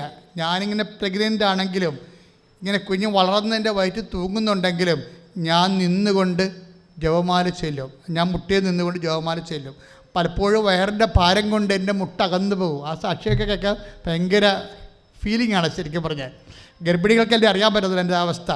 അവർ 8-ാം മാസമൊക്കെ പ്രാർത്ഥിക്കും. വെളുപ്പിനെ എഴുന്നേറ്റ് പ്രത്യക്ഷ പ്രാർത്ഥന ചെല്ലിക്കണേ, കൊന്ത ചെല്ലിയിട്ട് പ്രത്യക്ഷ പ്രാർത്ഥന ചെല്ലിക്കണം. അവർ പറയണേ എൻ്റെ വയറിൻ്റെ ഭാരം കൊണ്ട് എൻ്റെ മുട്ട് അകന്നു പോകും, എന്നാലും ഞാൻ അടുപ്പിച്ച് വെച്ച് വീണ്ടും പ്രാർത്ഥിക്കുമെന്ന്. ശ്രദ്ധിക്കട്ടെ. അത് പിന്നെ പ്രാർത്ഥന മാത്രമല്ല, അവർ വേറൊരു കാര്യം ചെയ്യും. ഈ വയറും വലിച്ചുകൊണ്ട് അവർ തമിഴ് കുർബാനയ്ക്ക് പോകും. ചെന്നൈയിലല്ലേ താമസിക്കുന്നത്. അപ്പോൾ ഒരു തമിഴ് കുർബാനയ്ക്ക് പോകും, പിന്നെ ഇംഗ്ലീഷ് കുർബാനയ്ക്ക് പോകും. ഇംഗ്ലീഷ് കുർബാനയ്ക്ക് പോകുമ്പോൾ ഇംഗ്ലീഷ് പത്രം കൊടുക്കും എല്ലാവർക്കും. കൃപാസനത്തിൽ ഇംഗ്ലീഷ് പത്രം ഉണ്ടല്ലോ. ഒരു ഗർഭിണി ചെയ്തിരിക്കുന്ന കാര്യങ്ങൾ അത് അധ്വാനം എന്നാണ്, രക്ഷയുടെ അധ്വാനങ്ങളാണ്. എന്നാൽ അവർ പറയുമ്പോൾ എനിക്ക് ഈ പത്രം കൊടുക്കണമെന്നൊക്കെ കേൾക്കുമ്പോൾ ഭയങ്കര ചമ്മലായിരുന്നു ആദ്യം. എന്നാൽ അവർ പറയുന്നുണ്ട്, കൂട്ടത്തിൽ പറയുന്നുണ്ട്, എനിക്ക് ചമ്മലാണ്, ഇത് എന്തിനാണ് കൊടുക്കണമെന്നൊക്കെ എനിക്ക് അറിയത്തില്ലായിരുന്നു. ഇപ്പോൾ എനിക്ക് മനസ്സിലായിരുന്നു എന്തിനാണ് കൊടുക്കണമെന്ന്. കാര്യം രക്ഷയ്ക്ക് അധ്വാനമാണ്, രക്ഷയുടെ അധ്വാനമാണ്. നമ്മുടെ വിശ്വാസത്തെ നമ്മൾ പ്രവൃത്തി കൂടാതെ, യാക്കോബ് 2:17 എന്താണ്? പ്രവൃത്തി കൂടാതെയുള്ള വിശ്വാസം നിർജ്ജീവമാണ്. എന്തെങ്കിലും തോന്നിയ മാസം പ്രവർത്തിക്കാൻ പറ്റത്തില്ല. അവൻ പറയണ പോലെ പ്രവർത്തിക്കാൻ പറ്റത്തുള്ളൂ. പ്രധാനമല്ലേ? പ്രവൃത്തി കൂടാതെ വിശ്വാസം നിർജ്ജീവമാണെന്ന് പറഞ്ഞ് നമുക്കിഷ്ടമുള്ള പോലെ പ്രവർത്തിക്കാൻ പറ്റത്തില്ല. നമുക്കിഷ്ടമുള്ള പ്രവർത്തിക്കണമെന്ന് വെച്ചാൽ നമ്മൾ സാമ്പത്തികമായിട്ട് സഹായിക്കും. ആരെയാണ്? ബന്ധുക്കളെ, സ്വന്തപ്പെട്ട കൂട്ടുകാരാ, അല്ലെങ്കിൽ വേറെ ലൈൻ കേസ് ഉണ്ടെങ്കിൽ അതിനെ, അതാണ് നമ്മൾ സഹായിക്കുന്നത്. അത് നമ്മുടെ ഇഷ്ടപ്രകാരമുള്ള സഹായമാണ്. ആ സഹായമല്ല. നിങ്ങളെ സ്നേഹിക്കുന്നവരെ മാത്രം സ്നേഹിച്ചാൽ പ്രതിഫലത്തിൽ എന്താണ് അവകാശമെന്നല്ല അവൻ ചോദിച്ചത്. അതിൻ്റെ അർത്ഥം എന്താണ്? ഒരു ബന്ധം സ്വന്തമില്ലാത്ത ആൾക്കാരെ അവൻ്റെ നാമത്തിൽ സഹായിക്കണമെന്ന് കൈയടിച്ച് കർത്താവിനെ നമ്മൾ എന്തെങ്കിലും പ്രവർത്തിക്കുകയല്ല. പിന്നെന്താ പ്രവർത്തിക്കേണ്ടത്? ഉടമ്പടിയിൽ അവൻ പറയണത് പോലെയാണ് പ്രവർത്തിക്കേണ്ടത്. അവൻ പറഞ്ഞത് എന്താണ്? നിങ്ങൾ ലോകം മുഴുവൻ പോവുക, എല്ലാ സൃഷ്ടികളോടും സുവിശേഷം പ്രസംഗിക്കുക. അതാണ് അവൻ പറഞ്ഞത്. അതിനാണ് നമ്മൾ പ്രസംഗിക്കാൻ പറ്റാത്ത ആൾക്കാരെ കൃപാസനം പത്രം മേടിച്ച് കൊടുക്കണത്, പ്രാർത്ഥിച്ച് കൊടുക്കും. ഇപ്പം ഷീജ അതല്ലേ ചെയ്തത്. ഷീജ അല്ലല്ല, അഞ്ജന അതല്ലേ ചെയ്തത്. ഗർഭിണിയാണെങ്കിലും 8-ാം മാസത്തിലും വയറും വലിച്ചുകൊണ്ട് പോയി കുർബാന കൂടി വെച്ചു, ഇംഗ്ലീഷ് പത്രം കൊടുക്കും എല്ലാവർക്കും. ഇംഗ്ലീഷ് മാസം കൂടി വെച്ചു, മലയാളം മാസം കൂടി വെച്ചും, തമിഴ് മാസം കൂടി വെച്ചും തമിഴ് പത്രം കൊടുക്കും. പണ്ടിത് കൊടുക്കത്തില്ല. ഞാൻ ഇങ്ങനെ ഒരു നാണമൊക്കെ ആയിരുന്നു. പക്ഷേ അഭിഷേകം കിട്ടിക്കഴിഞ്ഞാൽ നാണം മാറി. ഈ ലോക ആരൂപി കൂടുന്നതനുസരിച്ച് നമുക്ക് നാണം വരുവേ. അതെങ്ങനെ കൊടുക്കും? മറ്റൊരു കാണത്തില്ലേ, നമ്മളെക്കുറിച്ച് എന്ത് വിചാരിക്കും എന്നൊക്കെ. ലോകത്തിൻ്റെ അരൂപിയുള്ള കാരണം നാണം വരും, നമുക്ക് ലജ്ജ വരും. അത് അഭിഷേകം കിട്ടാത്തത് കൊണ്ടാണ്. അഭിഷേകം കിട്ടിക്കഴിയുമ്പോൾ നമ്മൾ ഇതിൻ്റെ ഇരട്ടി കാര്യങ്ങൾ നമ്മൾ കർത്താവിന് വേണ്ടി ചെയ്യും. എന്താ പ്രോബ്ലം വെച്ച് കഴിഞ്ഞാൽ, ഇതിൻ്റെ ഉള്ളിലെ ഇവർ പറയുന്നൊരു വാക്കുണ്ട്. അത് ആണ് ഈ സാക്ഷ്യം ഞാൻ ധ്യാനത്തിന് വേണ്ടി എടുക്കാൻ കാരണം. കാര്യം ഇവർ വന്ന് ഉടമ്പടി ചെയ്ത് കഴിയുമ്പോൾ ഇവരുടെ അമ്മ ഭയങ്കര സപ്പോർട്ടീവാണ്. കൊച്ച് വൈകല്യമുള്ള കുഞ്ഞാണെന്ന് പറയുമ്പോൾ തന്നെ അമ്മ പറയും, ഒരു കുഴപ്പമില്ല, നീ സാക്ഷ്യം പറയാമെന്ന് പറഞ്ഞിട്ടില്ല. കൃപാസ അമ്മയുടെ മുമ്പിൽ പോയി സാക്ഷ്യം പറയാമെന്ന് പറഞ്ഞു. ഞാൻ നിൻ്റെ അമ്മയാണ് നിന്നോട് പറയണമെന്ന് പറയും. ഹസ്ബൻഡും ഭയങ്കര സപ്പോർട്ടീവാണ്. ഹസ്ബൻഡ് എന്തെങ്കിലും പ്രശ്നം ഉണ്ടായി ഇവിടെ വിഷമിച്ചിരിക്കുമ്പോൾ പറയും, ഞാൻ പ്രാർത്ഥിക്കുന്നുണ്ട് എന്ന് വെച്ചാൽ അയാളുടെ പ്രാർത്ഥന എനിക്ക് നല്ല വിശ്വാസമുണ്ട്. കുറച്ച് കഴിഞ്ഞ് ഇവർ നോക്കുമ്പോൾ ഇവളുടെ അപ്പൻ ബൈബിൾ വായിക്കാൻ തുടങ്ങിയിരിക്കുന്ന പുള്ളിക്കാരൻ പള്ളിയിലൊന്നും പോകാത്ത ആളാണ്. വിശ്വാസമൊക്കെ ഉണ്ട്, പക്ഷേ കുർബാനയ്ക്കൊന്നും പോകത്തില്ല. അങ്ങനെ ചില ആൾക്കാരില്ലേ, അവർക്ക് ആ ആഴമായ ബോധ്യം കിട്ടാത്തത് കൊണ്ടാണ്. ചിലപ്പോൾ നമ്മുടെ ജന്മം മുഴുവൻ അവർക്ക് അങ്ങനെയുള്ളവർക്ക് വേണ്ടി പ്രാർത്ഥിക്കുകയായിരിക്കും. നമ്മൾ മരിച്ചാലും ചിലപ്പോൾ അവർ മാനസാന്തരപ്പെടത്തില്ല. പക്ഷെ അത് പ്രശ്നമില്ല. നിൻ്റെ പ്രാർത്ഥനകൾ കർത്താവിൻ്റെ തിരുസന്നിധിയിൽ ഉണ്ടാകും അവർക്ക് വേണ്ടി. അതാണ് നിൻ്റെ വിജയം. രക്ഷയ്ക്ക് വേണ്ടിയുള്ള അധ്വാനത്തിൻ്റെ ഭാഗമാണ്. അവൻ പറയണ പോലെ ചൊല്ലുകയല്ല, അവർ ചെയ്യണത്. എന്താ അപ്പം സംഭവിക്കണത്? അപ്പൻ്റെ മാനസാന്തരം സംഭവിക്കണം. അപ്പനിരുന്ന് ബൈബിൾ വായിക്കാൻ തുടങ്ങിയെന്ന് ഒരിക്കലും ചിന്തിക്കാത്ത, അവരുടെ ചിന്തയിലില്ലാത്ത ഒരു കാര്യപരിപാടിയില്ലാത്ത ഒരു വിഷയമാണിത്. അവരത് ഒഴിവാക്കിയതാണ്. അപ്പനീ മരിച്ചാലും ഇങ്ങനെയുള്ള കാര്യത്തിലൊന്നും വരത്തില്ല എന്ന് പറഞ്ഞുകൊണ്ട് അപ്പനെ ഒഴിവാക്കിയാണ് പ്രാർത്ഥനയെന്ന്. പക്ഷെ ഇപ്പോൾ ഉടമ്പടി എടുത്ത് അവൻ പറയണ പോലെ ചെയ്യാൻ തുടങ്ങിയപ്പോൾ ഇതിൻ്റെ പവർ ഭയങ്കരമല്ലേ. ഇതിങ്ങനെ എക്സസൈസായിട്ട് എല്ലായിടത്തും കയറി അങ്ങോട്ട് വീശുകയാണ്. ഉടമ്പടിയുടെ പവർ എന്ന് പറഞ്ഞാൽ എന്താണ്? അതിനേക്കാൾ വലിയ ഒരു കാര്യം ഈ അഞ്ജന പറയുന്നുണ്ട്. അതായത് ഞാൻ വന്ന് ഉടമ്പടി എടുത്തിട്ട് എനിക്കെപ്പോഴും ഭയങ്കര കൊതിയായിരുന്നു, ഈ വയറും വെച്ച് അമ്മയടുത്തുനിന്ന് വരണം, അമ്മയെ കുഞ്ഞിനെ കാണിക്കണം, അമ്മയെ കുഞ്ഞിനെ ഏൽപ്പിക്കണമെന്ന്. ഞാൻ അങ്ങനെ അമ്മയെ കുഞ്ഞിനെ ഏൽപ്പിക്കാൻ വേണ്ടി ഉടമ്പടി ചെയ്തിരിക്കണത്. ഈ ഓരോ നമുക്ക് മുമ്പേ കടന്നുപോയ ആൾക്കാർ പറയുന്ന വാക്കുകളും അവരുടെ അനുഭവങ്ങളും നമ്മളെ സംബന്ധിച്ചിടത്തോളം എപ്പോഴും ആവേശകരമാണ്. എന്താ പറയുക, അമ്മയെ കുഞ്ഞിനെ കാണിക്കാൻ വേണ്ടി വന്നതാണ്. ഞാൻ ഉടമ്പടി ചെയ്തിട്ട് അമ്മയെ കുഞ്ഞിനെ ഏൽപ്പിക്കണം എനിക്ക്. അങ്ങനെ ഞാൻ ഏൽപ്പിച്ചു പോയി. എന്താ സംഭവിച്ചെന്നറിയാവോ? അങ്ങനെ നീ ദൈവത്തെ ഏൽപ്പിച്ച് പോയി കഴിഞ്ഞാൽ പിന്നെ ഈ അഞ്ചനയ്ക്ക് സംഭവിക്കുന്ന അടുത്ത സംഭവം എന്ന് പറയുന്നത്, ഇവർ പറയണത് എനിക്ക് ഒരു ശക്തി എൻ്റെ കൂടെ എപ്പോഴും ഉണ്ട്. പിന്നെ എനിക്ക് പഴയതുപോലെ ആൾക്കാർ പറയുമ്പോൾ ഒരു വിഷമം തോന്നിയിട്ടില്ല. ഒരു ശക്തി എൻ്റെ കൂടെ എപ്പോഴും ഉണ്ട്. ആ ശക്തി എൻ്റെ അമ്മ എൻ്റെ കുഞ്ഞിനെ ഏറ്റെന്നുള്ള ആന്തരികമായ ധൈര്യം എനിക്ക് കിട്ടിയെന്ന്. Praise the Lord. അതാണ് ഈ അഭിഷേകമെന്ന് നമ്മൾ പറയണത്. ഇത് നിങ്ങൾ വളരെ കരുതലോട് ചെയ്യേണ്ട കാര്യമാണ്. എല്ലാവരും ഉടമ്പടി എടുത്തിട്ട് വിവാഹം കഴിക്കാൻ ഇപ്പം 48, 49, 50 വയസ്സുകാരൊക്കെ വിവാഹം കഴിക്കണില്ലേ ഉടമ്പടിയിൽ? 24 കൊല്ലമായിട്ട് മക്കളില്ലാത്തവർക്ക് മക്കളുണ്ടായില്ലേ ഉടമ്പടിയിൽ? അതല്ല വിഷയം. അത് സാധാരണ നമുക്ക് കിട്ടാൻ സാധ്യതയുള്ള ഒരു സാധ്യതയാണ്. പക്ഷേ ഉടമ്പടിയുടെ ഒരു ഭയങ്കരമായ ഒരു സാധ്യതയുണ്ട്. എന്താ കാര്യം? ഇവർ ഈ അംഗവൈകല്യം ഉണ്ടെന്ന് പറയുന്ന കുഞ്ഞിനെയും വയറ്റിലിട്ട് ഓരോ സ്കാൻ ചെയ്യുമ്പോൾ ഡോക്ടർ പറയും ഇപ്പം കിഡ്നിയും കേടായിട്ടുണ്ടെന്ന് പറയും. അടുത്ത സ്കാൻ ചെയ്യുമ്പോൾ ഡോക്ടർ പറഞ്ഞ പെടൽ തിരിയത്തില്ലെന്ന് പറഞ്ഞു. ഇങ്ങനെ പേടിപ്പിക്കണമെന്നല്ലാതെ അവർക്ക് ഒരു ആശ്വാസം കിട്ടണില്ല. പക്ഷേ ഉടമ്പടി ചെയ്തിട്ട് ഇവരെന്താ കളരാതെ വീഴാതെ നിൽക്കണ എന്താണ് ഇവർ പറയണത്? ഏതോ ഒരു വലിയ ശക്തി, അതായത് അമ്മേനാവ് ഉദ്ദേശിക്കണത് എന്നെ താങ്ങിയിട്ടുണ്ടെന്നും എൻ്റെ കുഞ്ഞിനെ ഏറ്റെടുത്തിട്ടുണ്ടെന്നൊരു ആന്തരികമായ ബോധ്യം എനിക്ക് കിട്ടിയെന്ന്. അതിനാണ് ഈ അഭിഷേകം എന്ന് പറയണത്. ശക്തിയും വരും, നമുക്ക് ധീരതയും വരും. ഇത് നിങ്ങൾ ഉടമ്പടിയിൽ ശ്രദ്ധയോടെ മേടിക്കേണ്ടതാണ്. അല്ലാതെ ഞാൻ ഉടമ്പടി 4 പ്രാവശ്യം പുതുക്കി നീല പേപ്പർ കിട്ടിയെന്ന് പറഞ്ഞ് നടന്നൊരു കാര്യമില്ല. ഉടമ്പടിയുടെ ഒരു പ്രാർത്ഥനയ്ക്കും ഇല്ലാത്ത ഒരു പെക്കൂലിയർ പ്രോമിസ് എന്ന് പറഞ്ഞാൽ എന്താണ്? ഞാൻ പറഞ്ഞില്ലേ 8552 വാഗ്ദാനങ്ങൾ, എല്ലാ വാഗ്ദാനങ്ങളും ദൈവം ആവർത്തിക്കുന്ന സംഭവമുണ്ട്. എന്താണ്? I will come with you. അതാണ് ഉടമ്പടി. അതിൻ്റെ ഒരു പൂർണ്ണതയാണ് ഈശോ കുർബാന സ്ഥാപിക്കുമ്പോൾ ആ പ്രസൻസ് നിത്യമാക്കുന്നത്. ഇതിൻ്റെ എല്ലാത്തിനും പിന്നെ പ്രസൻസ് ഉണ്ട്. ഉടമ്പടി എടുക്കുമ്പോൾ എനിക്ക് പറയാനുള്ളത് ഫീൽ ദ പ്രസൻസ്. അതായത് ദൈവത്തിൻ്റെ സാന്നിധ്യം നമ്മുടെ കൂടെ ഉറപ്പ് വരുത്തുകയാണ്. കാര്യം ദൈവം എബ്രഹാത്തിനോട് ഉടമ്പടി ചെയ്തപ്പോഴും പറഞ്ഞു, I will give you land, the promised land, I will give the son or spring, നിനക്ക് സന്തതിയെ തരും, and I will give the blessing. നീ തന്നെ ഒരു ബ്ലെസ്സിങ് ആയിരിക്കും. 3 ഉടമ്പടിയാണ് ചെയ്തിരിക്കുന്നത് എബ്രാഹുമായിട്ട്. ഈ ഉടമ്പടിയുടെ എല്ലാവരുടെയും ദൈവം പറയുന്നൊരു വാക്കുണ്ട്, I will come with you wherever you go. നീ എവിടെ പോയാലും ഞാൻ നിൻ്റെ കൂടെ വരും. ദൈവവചനം അനുസരിച്ച് ജീവിക്കാനും ദൈവഭയത്തിൽ ഉടമ്പടിയെടുത്ത് മാതാവിന് മധ്യത്തിൽ കൊടുത്തു കഴിഞ്ഞാൽ ഉറപ്പാണ് എന്താണ് ദൈവത്തിൻ്റെ സാന്നിധ്യം. കൈയടിച്ച് കർത്താവ്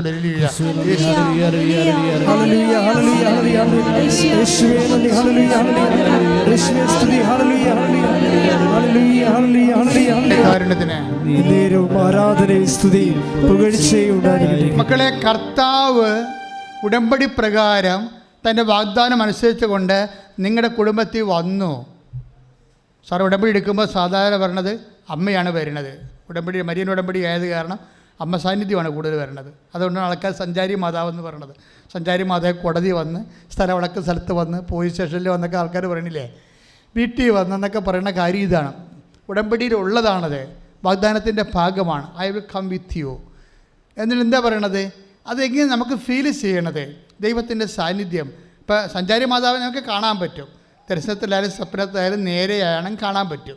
അത് എത്രയോ സാക്ഷ്യങ്ങൾ അങ്ങനെ വന്നു.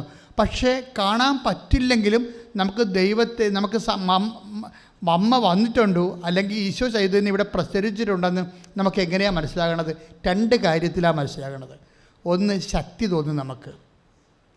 ബലഹീനമായ സാഹചര്യങ്ങളാണ്. ഇപ്പോൾ നിങ്ങൾക്ക് 2 കോടിയുടെ കടമുണ്ട്, അല്ലെങ്കിൽ 15 ലക്ഷത്തിൻ്റെ കടമുണ്ട്, കടക്കാരെല്ലാം വിളിക്കണമെങ്കിൽ you don't feel anything.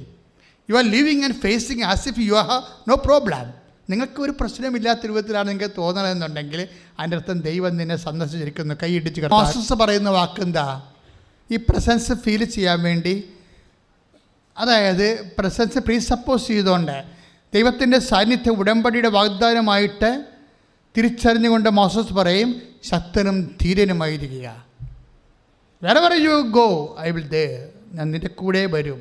I will accompany you, ഞാൻ നിൻ്റെ കൂടെ വരും. ഇത് ഇന്ന് ഏറ്റവും കൂടുതൽ ജനങ്ങൾക്ക് ഫീൽ ചെയ്യണത് ഉടമ്പടിയിലാണ്. കാര്യം എന്താ? നമ്മൾ ചെയ്യുന്ന ഉടമ്പടിയല്ലേ.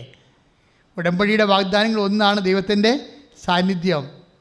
ഇപ്പോൾ കഴിഞ്ഞ ദിവസം ഒരു ചേച്ചി ചെയ്യുന്നതുകൊണ്ട് സാക്ഷ്യം പറഞ്ഞില്ലേ, അവർക്ക് എന്താ ഈ കേട്ടക്ക് പരീക്ഷ 150 ചോദ്യങ്ങളാണ്.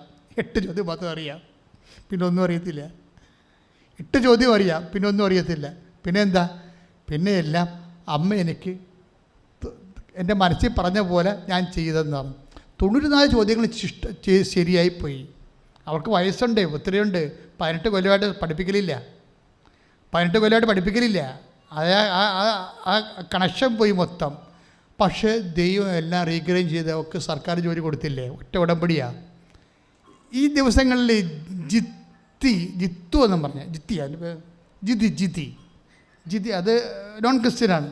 ജിതിയുടെ സാക്ഷ്യം എന്നെ വളരെ സ്വാധീനിച്ച സാക്ഷിയാണ്. ജിതിയുടെ സാക്ഷ്യം കേൾക്കുമ്പോൾ നിങ്ങൾക്കും ആവശ്യം തോന്നും. ജിതി പറയണത് എന്താ, അവിടെ അവർ MCA ആണ്, പക്ഷേ 5 കൊല്ലം മുമ്പെടുത്ത MCA ആണ്. അവളിപ്പോൾ താമസിക്കുന്നത് എവിടെയാണ്? തായ്ലൻഡിലാണ് താമസിക്കുന്നത്. അപ്പോൾ software development company call for ചെയ്തിരിക്കുകയാണ്. പക്ഷേ അവിടെ ഇഡിസയിൽ ചെന്നിരിക്കുന്ന ആരാണെന്ന് അറിയാമോ? IIM-ലെ വിദ്യാർത്ഥികൾ അവിടെ പോസ്റ്റ് ഗ്രാജുവേഷൻ ചെയ്തതാണ്. IIM-ലെ വിദ്യാർത്ഥികളാണ്. തായ്ലൻഡിൽ പോസ്റ്റ് ഗ്രാജുവേഷൻ ചെയ്ത ആൾക്കാരാണ് ചെന്നിരിക്കുന്നത്. നമ്മുടെ നാട്ടിൽ പഠിച്ചതാണ് ജിത്തി. 5 കൊല്ലത്ത് ഗ്യാപ്പും ഉണ്ട്. അവൾ സാക്ഷ്യം പറയുമ്പോൾ പറയുന്നതാണ്, എൻ്റെ കയ്യിൽ അമ്മയുടെ കാശുരൂപം മാത്രമേ ഉള്ളൂ. 5 കൊല്ലത്ത് ഗ്യാപ്പ് നികർത്താൻ വേണ്ടി കയ്യിലുള്ളത് എന്താണ്? അമ്മയുടെ കാശുരൂപം. ദാറ്റ് മീൻസ് വിശ്വാസം. നിൻ്റെ എല്ലാ ഗ്യാപ്പുകളെയും നിവർത്തും. കൈയിട്ടിച്ച് കർത്താവിനെ നേർച്ച വസ്തുക്കൾ തരുന്നുണ്ട്. ഉടമ്പടി ഉപ്പ്, ഉടമ്പടി തൈലം, ഉടമ്പടി കാശുരൂപം. പക്ഷേ ചില ആൾക്കാർക്ക് ഭയങ്കരമായ ഇടിവെട്ട് അനുഭവങ്ങളാണ്. കാര്യം എന്താണ്? അവർക്കത് എക്സിക്യൂട്ട് ചെയ്യാൻ അറിയാം. ചില ആൾക്കാർ സാധാരണ പോലെ, അതായത് നമ്മളെങ്ങനെ, ഇപ്പോൾ ഈശോ ഒരു വാക്ക് പറഞ്ഞില്ലേ, ഇപ്പോൾ 10:43 അല്ലേ, മത്തായി ശ്രീകാട് സുവിശേഷം, നീതിമാനായി കരുതുന്നവരെ നീതിമാൻ്റെ പ്രതിഫലം, പ്രവാചകനായി കരുതുന്നവനെ പ്രവാചകൻ്റെ പ്രതിഫലം. അതായത് നിങ്ങളുടെ വിശ്വാസത്തിൻ്റെ നിലവാരം എന്ത്, അതായിരിക്കും നിങ്ങൾക്ക് കിട്ടുന്ന അനുഭവങ്ങൾ ആനുപാതികമായിരിക്കും. അത് കർത്താവ് പറഞ്ഞു, ഞാൻ പറഞ്ഞതല്ല. എന്ന് വായിച്ചോളൂ. അത് മത്തായിയുടെ സുവിശേഷം 10-ാം അധ്യായം 41-ാം തിരുവചനം. പ്രവാചകനായി സ്വീകരിക്കുന്നവന് എന്ന് പറഞ്ഞേ, പ്രവാചകനായി സ്വീകരിക്കുന്നവന് പ്രവാചകന്റെ പ്രതിഫലം. അടുത്തത്, നീതിമാനായി സ്വീകരിക്കുന്നവന് നീതിമാന്റെ പ്രതിഫലവും ലഭിക്കുന്നു. അപ്പം നിങ്ങൾ എങ്ങനെ സ്വീകരിക്കുന്നു എന്നുള്ളതാണ് പ്രശ്നം. ഉടമ്പടി തൈലമായാലും ഉടമ്പടി കാശുരൂപമായാലും ഇപ്പം അവരെന്താ ജിതി എന്താ പറയണത്? അവർ നോൺ ക്രിസ്ത്യൻ അല്ലേ? അവർക്ക് എന്താ ക്രിസ്ത്യൻ ബാക്ക്ഗ്രൗണ്ട് ഉള്ളത്? അവർ പറയണത് എനിക്ക് 5 കൊല്ലത്തെ ഗ്യാപ്പാണ്. മലയാളത്തിൽ നിന്ന് ഞാൻ ഇവിടുന്ന് MCA എടുത്ത് പോയിട്ട് ഞാൻ പിന്നീട് സംഭവം തൊട്ടിട്ടില്ല.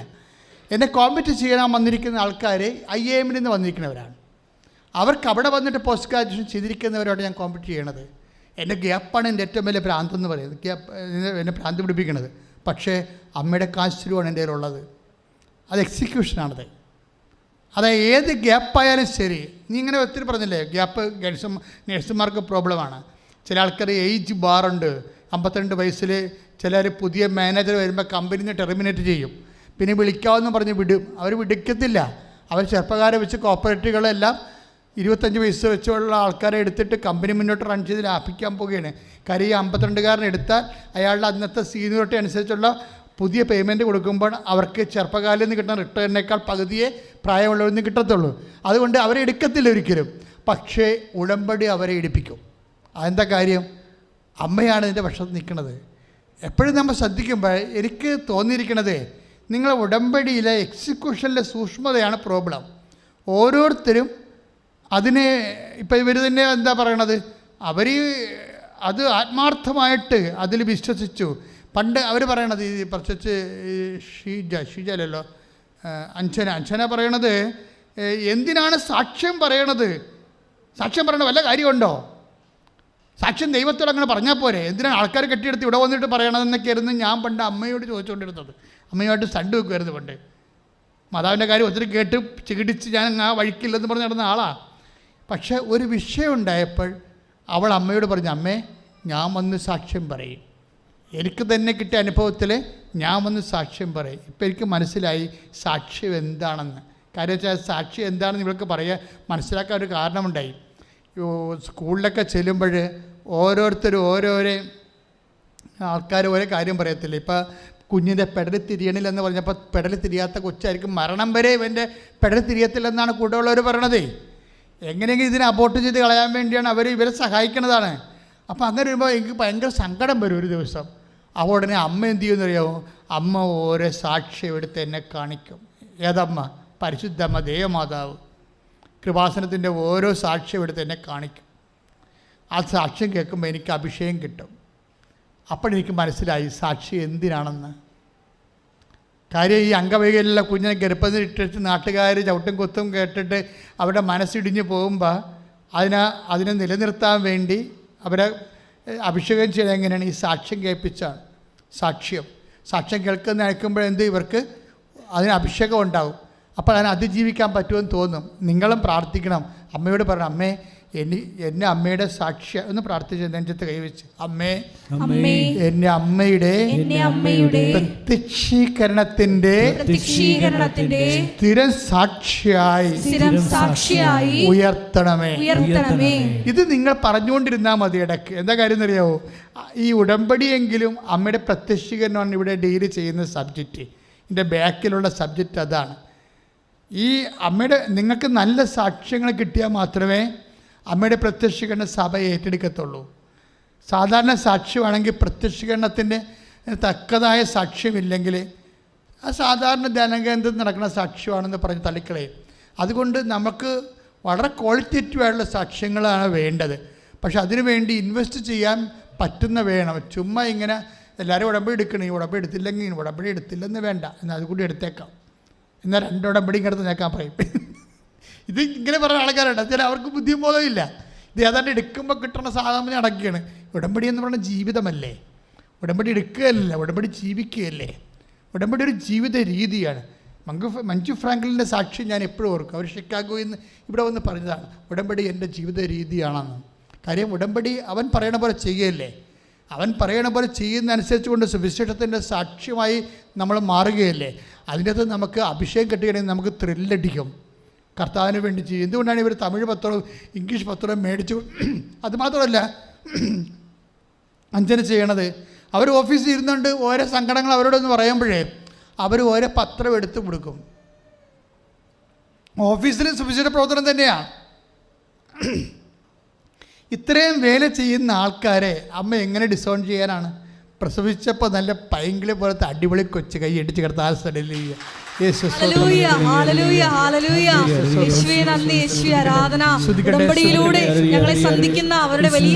മക്കളെ ഒന്ന് മുട്ടേ. നമുക്ക് ലാസ്റ്റ് പ്രെയറാണ്. അച്ഛൻ്റെ മനസ്സിൽ ജോലിയില്ലാത്തവരുണ്ട്.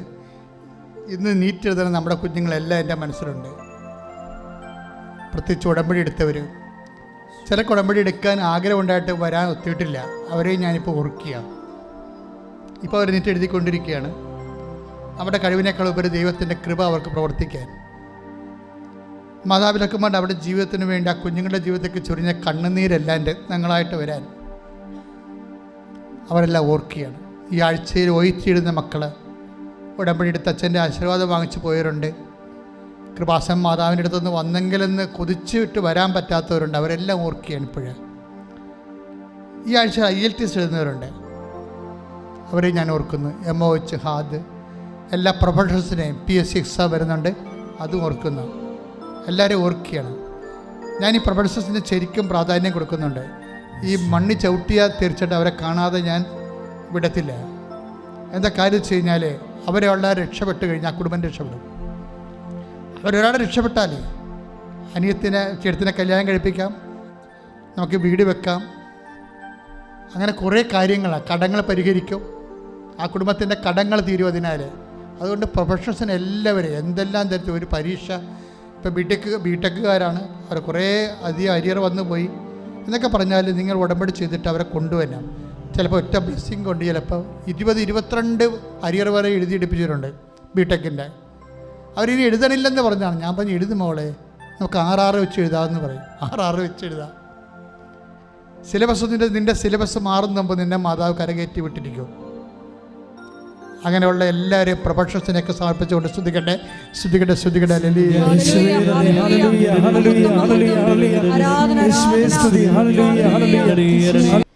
ജോലി നഷ്ടപ്പെട്ടവരെ,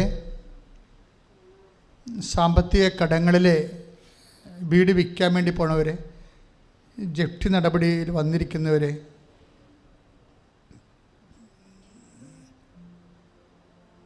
വീടില്ലാത്തവർ, വീടിന് വഴിയില്ലാത്തവർ, നിങ്ങളെപ്പോഴും ഓർക്കേണ്ട കാര്യം, ഇത് നിങ്ങൾ നിൽക്കുന്ന സ്ഥലം അമ്മ മാതാവ് ജീവനോടെ പ്രത്യക്ഷപ്പെട്ട്, അതും ഈശോ ഉള്ളപ്പ സമയത്താണ് അമ്മ അന്ന് പ്രത്യക്ഷപ്പെട്ടത്. ഇവിടെ കണ്ണീരിടുമ്പോൾ തീർച്ചയായിട്ടും ദൈവം അത് കൈ പിടിക്കും, ഉറപ്പായിട്ടും പിടിക്കും. കഴിഞ്ഞ ദിവസം ഒരു സാക്ഷ്യം ഉണ്ടായിരുന്നു. ഞങ്ങൾക്ക് 4 സെൻറ്റ് സ്ഥലമേ ഉള്ളൂ, വഴിയില്ലാത്ത സ്ഥലമാണ്. ബാങ്കുകാർ 19 ലക്ഷം ഞങ്ങൾക്ക് വേണം, തരത്തിലെന്ന് പറഞ്ഞ് ഞങ്ങൾ ഓടിച്ചെന്ന് പറയും. പക്ഷേ അമ്മ ആ ബാങ്കിൽ നിന്ന് തന്നെ വേറെ ആൾക്കാർ വഴി കാശെടുത്ത് കൊടുത്തു. മനുഷ്യൻ്റെ ജീവിത പ്രശ്നങ്ങളാണ് ഇവിടെ കൈകാര്യം ചെയ്യുന്നത്. പക്ഷെ നിങ്ങൾക്കൊരു ചിന്ത ഉണ്ടാകണം, ഈ ജീവിതം കഴിഞ്ഞ് വേറൊരു ജീവിതമുണ്ട്. അതും ഉടമ്പടിയാണ്, വാഗ്ദാനത്തിൻ്റെ ഭാഗമാണ്, നിത്യജീവിതം. ഈ ഉടമ്പടിയിൽ വരുമ്പോൾ ഞാൻ മാതാവിനെ നേരെ കണ്ട ആളാണ്.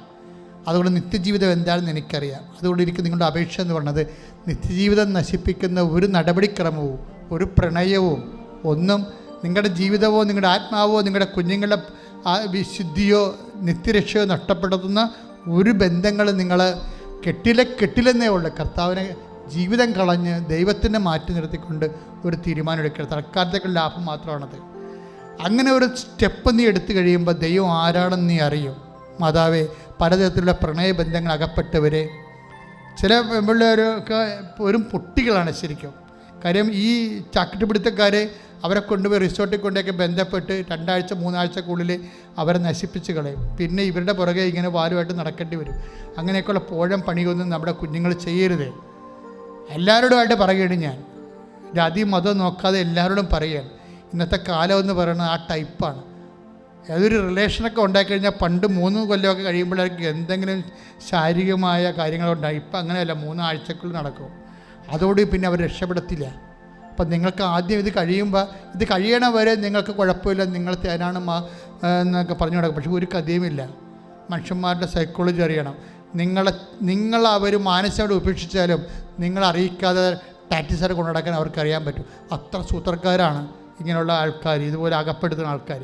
അപ്പം അങ്ങനെയുള്ള ബന്ധങ്ങൾ അകപ്പെട്ടിരിക്കുന്നവരെ വിടുതലിന് വേണ്ടി സ്തുതിക്കട്ടെ.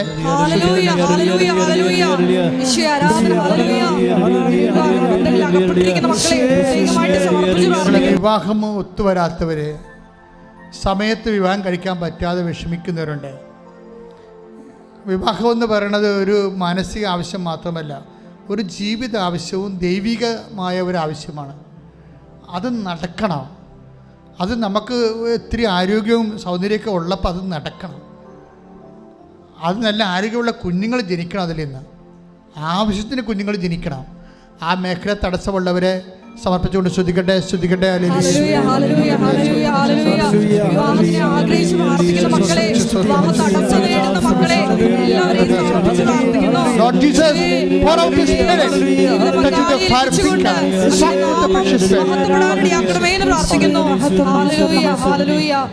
എങ്ങനെ ജീവിക്കുമെന്ന ഐഡിയ ഇല്ലാത്തവര്, എങ്ങനെ ജീവിക്കുമെന്നൊരു ഐഡിയ ഇല്ല. ഒരു തൊഴിൽ ചെയ്തിട്ട് ഗതി പിടിക്കണില്ല. എല്ലായിടത്തും കൊണ്ടുപോയി 10,000 രൂപ മുടക്കും, അത് നഷ്ടപ്പെടും, പിന്നെയും തിരിച്ചു വരും, കടം മേടിക്കും. എങ്ങനെ ജീവിക്കുമെന്നൊരു പിടിയുമില്ല. അങ്ങനെ ഒരു ഗതിയുമില്ലാതെ വിഷമിക്കുന്നവരുണ്ട്. കേരളത്തിൽ എങ്ങനെ ജീവിക്കുമെന്ന് അറിയാൻ പാടില്ലാത്ത അവസ്ഥയിൽ എത്തിയ ആൾക്കാരുണ്ട്. ഒരു തൊഴിലും ചെയ്ത തൊഴിലെല്ലാം പൊട്ടിപ്പോയി, അടുത്തും കൈ നീട്ടാൻ പറ്റില്ല, ആ നാട്ടിൽ പോലും നിൽക്കാൻ പറ്റണില്ല, ഇങ്ങനെ വീട്ടിൽ പോലും സമയത്ത് വരാൻ പറ്റണില്ല. കടക്കാർ വളയുന്ന ആൾക്കാർ അവർ ദൈവികമായ ഇടപെടലുണ്ടാകാൻ വേണ്ടി സ്തുതിക്കട്ടെ, കൈയുയർത്തി സ്തുതിക്കട്ടെ.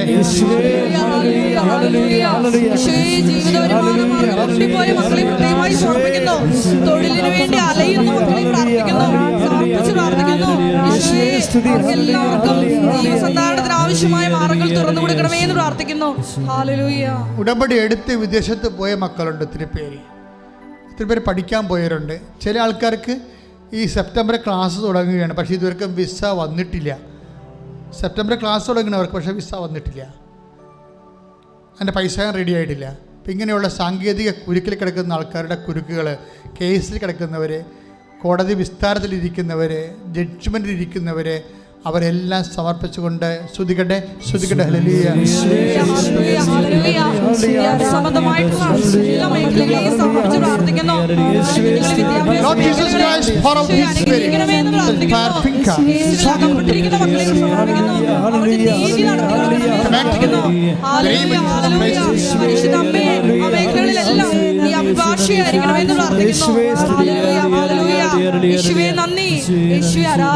മാരക രോഗികൾ, തീരാവേദിയുള്ളവർ, മാനസിക രോഗമുള്ള, ഡിപ്രഷനുള്ളവർ, കിടപ്പ് രോഗികൾ. ചില ആൾക്കാരുടെ മൊബൈലാണ് എൻ്റെ അടുത്ത് കൂടെ ഒന്ന് കാണിക്കണത്. അവർക്കിവിടെ വരാൻ പറ്റണില്ല. വരാൻ പറ്റുമായിരുന്നെങ്കിൽ അവർ വന്നേനാണ്. അപ്പം അങ്ങനെ കിടന്നു പോയ ആൾക്കാരുണ്ട്. അവർ എഴുന്നേക്കണം ഈ ആഴ്ചയിൽ. നിങ്ങൾ മാതാവിനെ അവരെ സമർപ്പിക്കുക, പറയുക, അമ്മേ, പരിശുദ്ധ അമ്മേ, കിടപ്പ് രോഗികളെ അങ്ങ് സന്ദർശിക്കണമേ. ട്യൂബിലൂടെ ഭക്ഷണം കഴിക്കുന്നവരും മലമൂത്രങ്ങൾ പോകുന്നവരെ അങ്ങ് സ്പർശിക്കണമേ. യേശുവിന്റെ നാമത്തിലെ, യേശുവിന്റെ നാമത്തിലെ സൗഖ്യം പ്രാപിക്കട്ടെ, സൗഖ്യപ്പിക്കട്ടെ.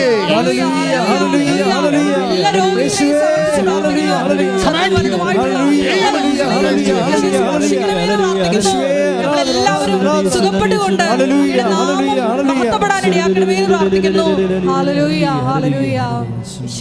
മൗനമായി പ്രാർത്ഥിക്കേണ്ട സമയമാണ്. നിങ്ങളുടെ ജീവിതാവശ്യങ്ങൾക്ക് വേണ്ടി മൗനമായി പ്രാർത്ഥിക്കേണ്ട സമയമാണ്.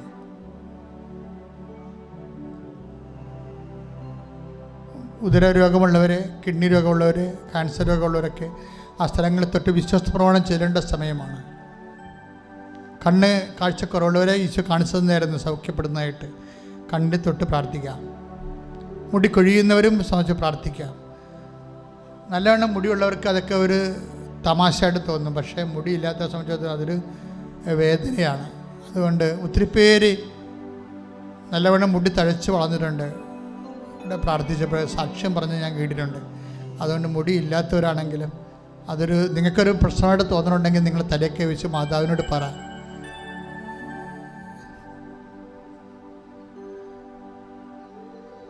യാത്ര പോകാൻ ഉദ്ദേശിക്കുന്നവർ യാത്രയെ സമർപ്പിക്കുന്ന കർത്താവേ,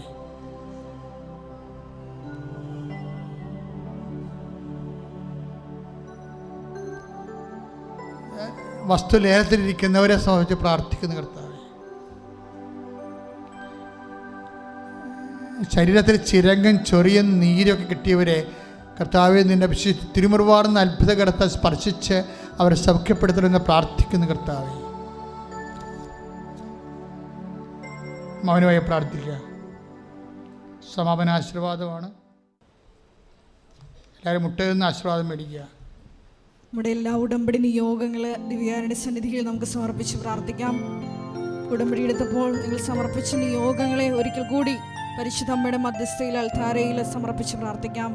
എന്നെയും എൻ്റെ കുടുംബത്തെയും നിൻ്റെ പ്രത്യക്ഷീകരണത്തിൻ്റെ സാക്ഷിയായി ഉയർത്തണമേ എന്ന് പ്രാർത്ഥിച്ചുകൊണ്ട് ശിരസ് നമിച്ച് നമുക്ക് ഈശോയുടെ ആശീർവാദം സ്വീകരിക്കാം.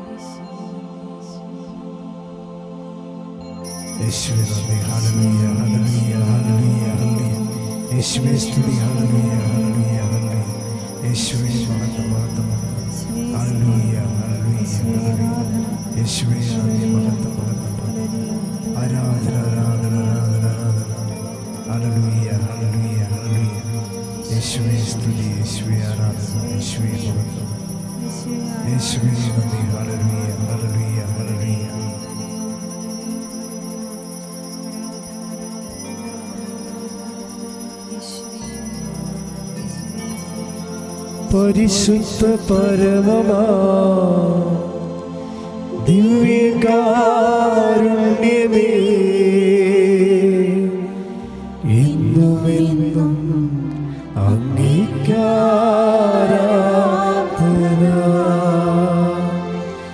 പരിശുദ്ധ പരമമാ ദിവ്യകാരുണ്യമേ എന്നുമെന്നും അങ്ങേക്കാരാധന.